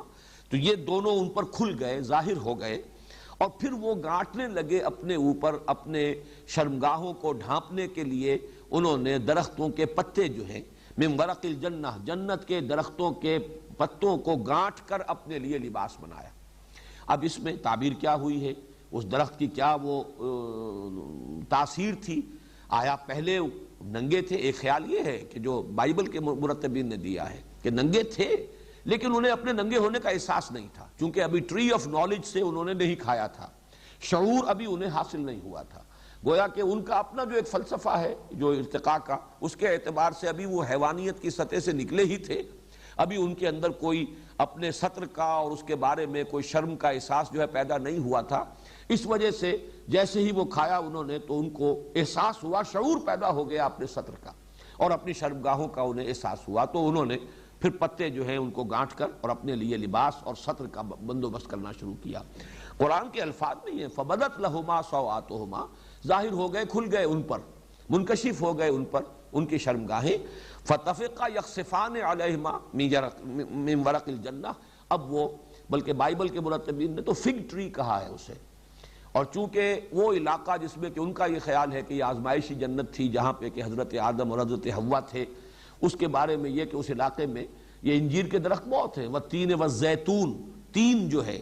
تو تین وہ علاقہ جو ہے جبل تین اسی علاقے میں ہے،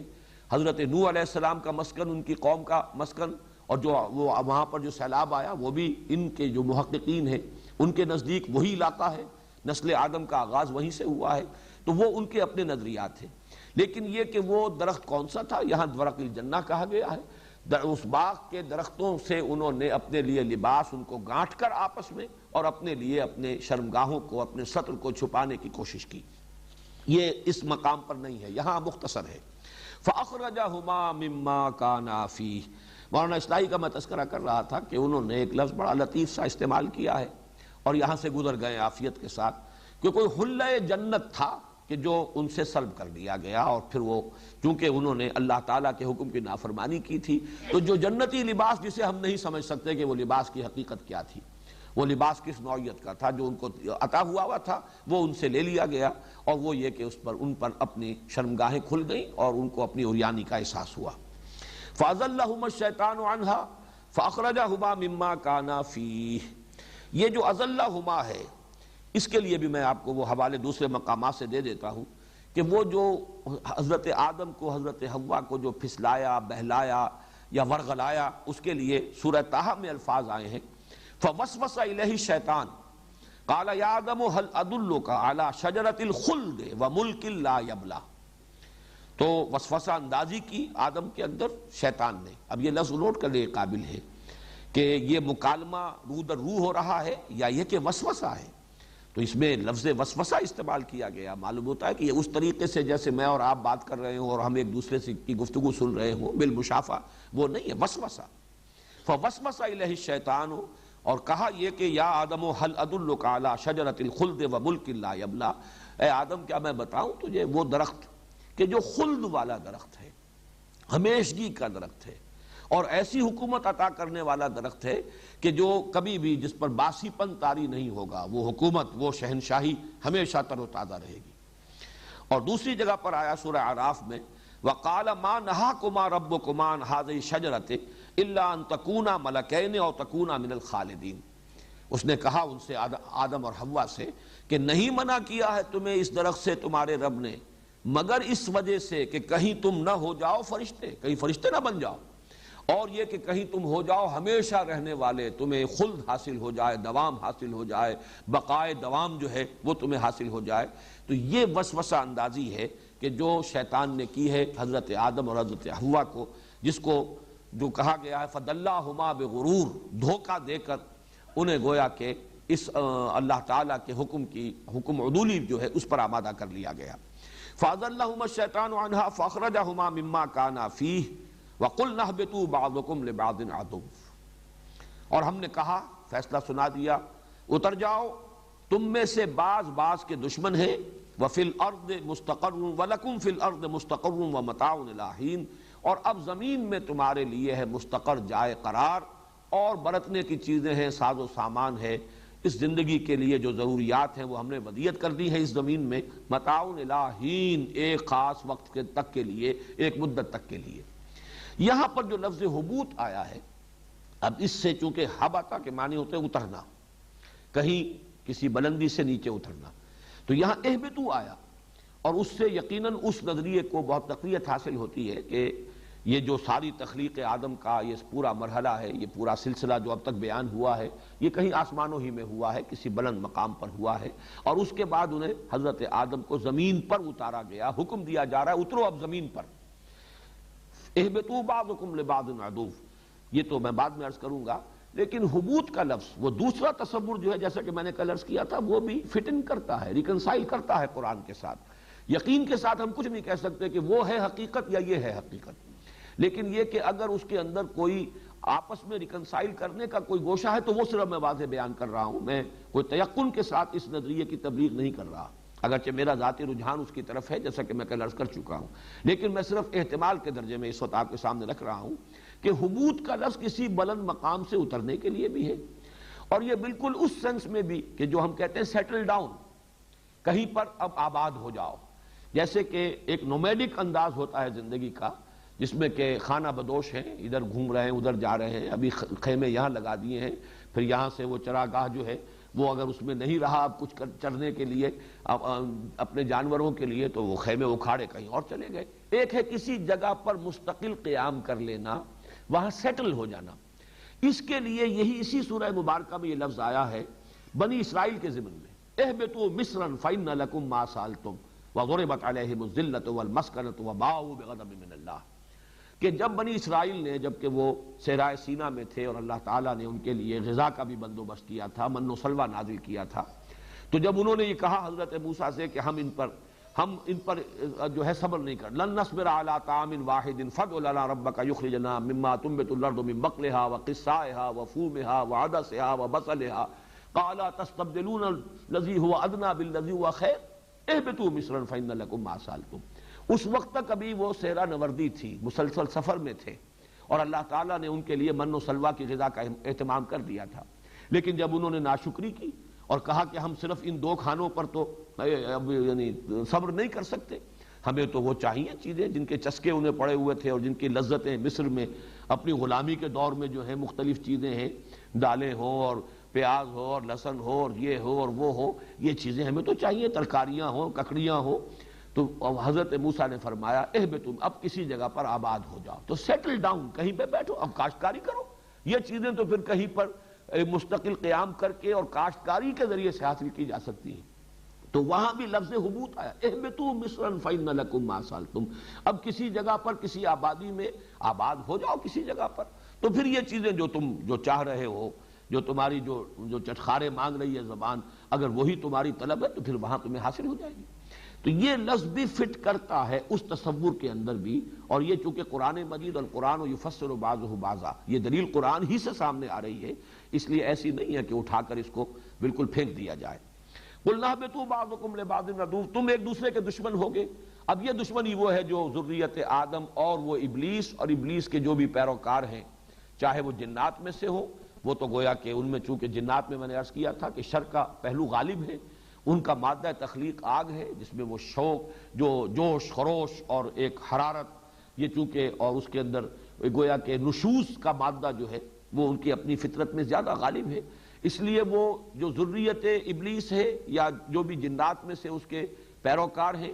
وہ سب کے سب، اور ابلیس وہ شخص ابلیس، وہ معین ابلیس، وہ عزازیل جس نے کہ قیامت تک کے لیے مہلت مانگی تھی اور اسے مہلت دی گئی، قرآن مجید میں متعدد مقامات پر آیا کہ تجھے یہ مہلت دی جا رہی ہے، تمہاری یہ درخواست قبول کی گئی، گرانٹڈ، تمہیں یہ مہلت دی جا رہی ہے اور تم اپنی پوری جو بھی محنت کر سکتے ہو ذریت آدم کو گمراہ کرنے کی کر لو، تمہیں کھلی چھوٹ دی جا رہی ہے۔ لیکن ایک بات ہے جو سورہ بنی اسرائیل میں اور دوسرے مقامات پر بھی واضح کر دی گئی، ان عبادی لیس علیک علیہم سلطان، لیس لک علیہم سلطان، میرے بندوں پر تجھے کوئی اختیار حاصل نہیں ہوگا۔ ٹھیک ہے، تم اس کے لیے جو بھی مزین کرو، برائی کو خوشنما کر کے پیش کرو، وسوسہ اندازی کرو، جس طرح چاہو ورغلاؤ، لیکن کوئی اختیار تمہیں حاصل نہیں ہوگا۔ الا من اتبعک من الغاوین، سوائے ان کے کہ جو خود تیری پیروی کرے، خود ان کے اندر بھی سرکشی ہو، خود ان میں بھی شر کا میلان ہو، خود وہ معصیت اور تکبر اور دنیا پرستی میں مبتلا ہو اور تیری آواز پر لبیک کہیں، تو ان کو جدھر چاہے تو لے جا، لیکن یہ کہ میرے بندے جو مجھ سے اپنے آپ کو وابستہ کر لیں، مجھ پر ایمان رکھتے ہوں، مجھ پر توکل کرتے ہوں، ان پر تیرا کوئی اختیار نہیں ہوگا۔ لیکن یہ عداوت ہے، اصل میں یہ ہے وہ خیر و شر کی کشمکش کہ جو اس دنیا میں پوری نسل آدم میں تاریخ کا ایک مستقل نظریہ ہے کہ یہ خیر اور شر کی ایک کشاکش ہے کہ جس کی یہ پوری داستان ہے۔ خیر کی قوتیں انسان کے اندر بھی ہیں، خارج میں بھی ہیں۔ انسان کے اندر وہ روح ملکوتی جو اس میں پھونکی گئی وہ خیر کی طرف بلانے والی ہے، خارج میں انبیاء کرام، صلحاء، پھر جو بھی ان کے متبعین ہیں، پھر ملائکہ جو شاباش دیتے ہیں، تقویت کا ذریعہ بنتے ہیں، یہ تمام خارج کے اندر قوتیں ہیں کہ جو خیر کی طرف بلانے والی ہیں۔ شر کی طرف خود انسان کا اپنا جو اس کا بیسر سیلف ہے، جو انڈ اور لیبیڈو ہے، جو اس کا نفس امارہ ہے، جو اس کے اینیمل انسٹنکٹس ہیں، جو اس کے حیوانی تقاضے ہیں، یہ شر کی طرف بلانے والے ہیں اس کے اپنے اندر، اور خارج میں ذریت ابلیس ہے، خود ابلیس ہے، بنفس نفیس کہیے یا جو بھی اس کی وہ ملعون اس کا وجود ہے، اس کے ساتھ خود وہ ہے جسے مہلت دی گئی ہے، پھر اس کی ذریت ہے، اس کے مریدین ہیں، انسانوں میں سے بھی اور جنات میں سے بھی۔ تو یہ کشاکش خیر و شر ہے، یہ ستیزہ کار رہا ہے ازل سے تا امروز، چراغ مصطفی سے شرار بولہبی، ہمارے اپنے اندر بھی وہ خیر و شر کی کشمکش ہے، خارج میں بھی تمدن میں، تاریخ اصل میں در حقیقت انہی قوتوں کے باہمی کشاکش کا جو ہے وہ ایک اس کی داستان ہے۔ تو بعضکم لبعض عدو ولکم فی الارض مستقر ومتاع الی حین، اور زمین میں اب تمہارے لیے مستقر ہے، جائے قرار ہے، یہیں تمہیں ٹھہرنا ہے، یہیں آباد ہونا ہے، اور برتنے کا سامان، ضروریات ساری زندگی کی ہم نے اس میں فراہم کر دی ہیں ایک مدت معینہ کے لیے۔ فَتَلَقَّى آدَمُ مِن رَبِّهِ كَلِمَاتٍ فَتَابَ عَلَيْهِ، یہ مسئلہ بھی سورہ اعراف میں تفصیل سے آ چکا بے ایمانی کہ سورہ اعراف جو ہے ہجرت سے پہلے نازل ہو چکی ہے، تو قرآن مجید میں جب یہ صورت نازل ہو رہی ہے اس سے پہلے یہ مضمون تفصیل سے وہاں آ چکا،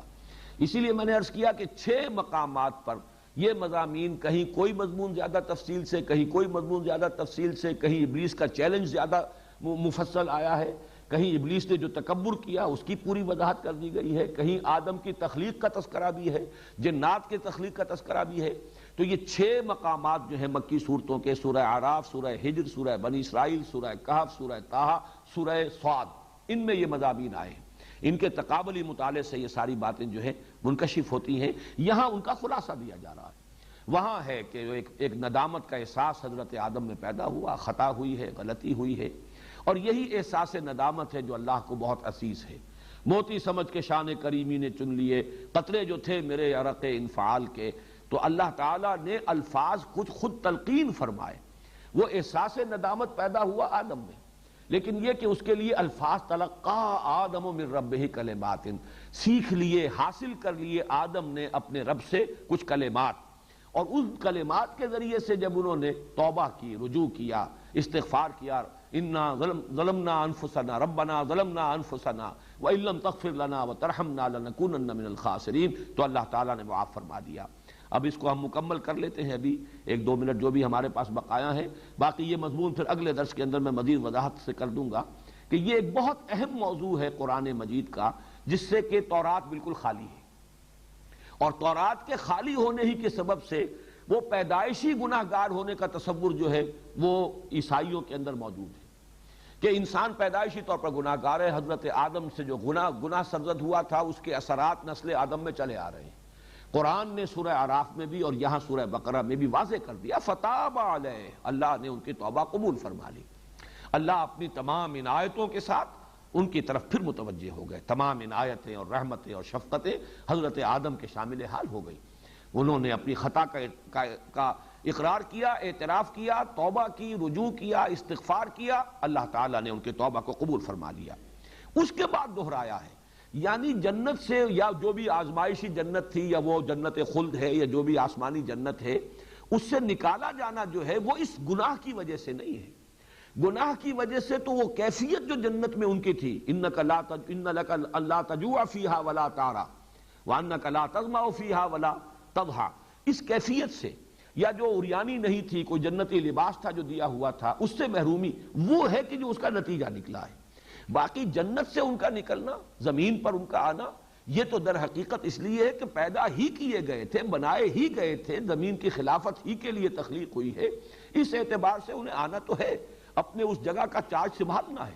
اسی لیے دہرا کر آیا۔ توبہ کی قبولیت کے بعد فرمایا جا رہا ہے قُلْ نَهْبِطُوا مِنْهَا جَمِيعًا، اب اترو یہاں سے، جنت میں سے، زمین جو بھی ہے، چاہے وہ زمین ہی پر کوئی اونچے مقام پر وہ جنت تھی جہاں سے انہیں اتارا گیا، یا یہ کہ کوئی آسمانی جنت تھی وہاں سے اتارا گیا، یہ دونوں احتمالات موجود ہیں، لیکن یہ کہ سب کے سب اترو۔ اب ظاہر بات ہے کہ وہ ابلیس بھی یہیں پر ہے، اسی زمین پر ہے، گھومتا ہے، پھرتا ہے، ہمیں ورغلاتا ہے، اس کی ذریت جو ہے وہ بھی یہی ہے، آدم کی نسل بھی یہی ہے۔ فَإِمَّا يَأْتِيَنَّكُم مِّنِّي هُدًى، یہ ہے وہ آخری چارٹر، جیسے کسی وائس رائے کو جب چارج دیا جائے تو پھر کوئی چارٹر اسے دیا جا رہا ہو، یہ فرمان خداوندی ہے آدم اور ذریت آدم کے لیے۔ فَإِمَّا يَأْتِيَنَّكُم مِّنِّي هُدًى، تو جب بھی میرے پاس سے تمہارے پاس ہدایت آئے، فَمَن تَبِعَ هُدَايَا، تو جو بھی پیروی کرے گا میری ہدایت کی، فَلَا خَوْفٌ عَلَيْهِمْ وَلَا هُمْ يَحْزَنُونَ، ان کے لیے نہ کوئی خوف ہوگا نہ وہ حزن سے دوچار ہوں گے۔ وَالَّذِينَ كَفَرُوا وَكَذَّبُوا بِآيَاتِنَا أُولَٰئِكَ أَصْحَابُ النَّارِ، اور جو ہماری آیات کا کفر کریں گے، ناشکری کریں گے اور انکار کریں گے، تکذیب کریں گے ہماری آیات کی، وہ ہوں گے جہنمی، وہ ہوں گے آگ والے، ہم فیہا خالدون، اور وہ اس میں ہمیشہ ہمیش رہیں گے۔ یہ ہے وہ تا قیام قیامت، یہ چارٹر ہے نوع انسانی کے لیے۔ اور یہاں وہ علم کا دوسرا شعبہ، علم وحی، علم ہدایت، ایک علم ہے انسان کے نزدیک اہم ترین ہے کہ العلم و علمان، یہ علم کے جو دو گوشے ہیں اس رکوع کے آغاز میں، وہ علم انسانی، وہ مادی علوم جن کے حصول کا ذریعہ جو ہے وہ ہمارے اندر رکھ دیا گیا ہے، اور وہ ہیں ہمارے حواس، اور حواس کے اوپر پھر عقل جو اپنی کار فرمائی کرتی ہے اور اس پر مزید استنباط اور استدلال کرتی ہے، وہ علم۔ خلافت کا تعلق اصل اس سے ہے، خلیفہ آدم بنائے گئے اس کی بنیاد پر، فرشتوں کا جو اجتماع تھا اس کے جواب میں اس علم کی ڈیمانسٹریشن کرائی گئی۔ لیکن دوسرا علم ہے علم ہدایت، وہ ہے کہ جو پھر مکمل ہوا اس قرآن پر، یہ اب الہدا ہے، ہدن آتی رہی، ہدایت آتی رہی، جیسے جیسے انسان کا شعور کا ارتقاء ہوا، جیسے جیسے انسان کا تمدنی ارتقاء ہوا، جیسے جیسے انسان کے ذرائع رسل و رسائل بڑھتے چلے گئے، اسی طریقے سے اس ہدایت کے بھی ارتقائی مراحل اس نے طے کیے، یہاں تک کہ آج سے 1400 برس قبل محمد الرسول اللہ صلی اللہ علیہ وسلم پر وہ ہدن جو ہے وہ الہدا کی شکل میں بصورت قرآن، آخری کتاب، نوع انسان را پیام آخری، حامل او رحمت للعالمین، یہ آخری الہدا بن کر اللہ کا یہ کلام نازل ہو گیا۔ یہ دوسرا علم ہے، یہ علم ہدایت ہے، یہ گائیڈنس ہے، کیا کرو کیا نہ کرو، کدھر جاؤ کدھر نہ جاؤ۔ خاص طور پر اجتماعیات کے اعتبار سے جہاں بڑی پیچیدگیاں ہیں، بڑے عقدہ ہائے لا ینحل ہیں، جن کو حل کرنے کے لیے انسان کے پاس ذرائع موجود نہیں ہیں، افراط و تفرید کا شکار ہو جاتا ہے، اس کے لیے یہ الہدا کو امام بنائے۔ تو پھر یہ خلافت عرضی کے تحت اگر تسخیر کائنات میں بھی انسان بڑھتا چلا جائے تو کوئی خرابی نہیں، اس سے کوئی شر وجود میں نہیں آئے گا۔ اور اصل میں اس دور کی سب سے بڑی محرومی یہ ہے کہ اس الہدا کی طرف سے آنکھیں بند کر لی ہیں، اور صرف وہ جو علم انسانی ہے، علم مادی، وہ ترقی کرتا ہوا ایک انتہا کی طرف وہ جو بڑی تیزی کے ساتھ بڑھتا چلا جا رہا ہے، یہ عدم توازن ہے جس نے اس دور کو دور دجالی بنا دیا ہے۔ بارک اللہ لی ولکم فی القرآن العظیم ونفعنی وإیاکم بالآیات والذکر الحکیم۔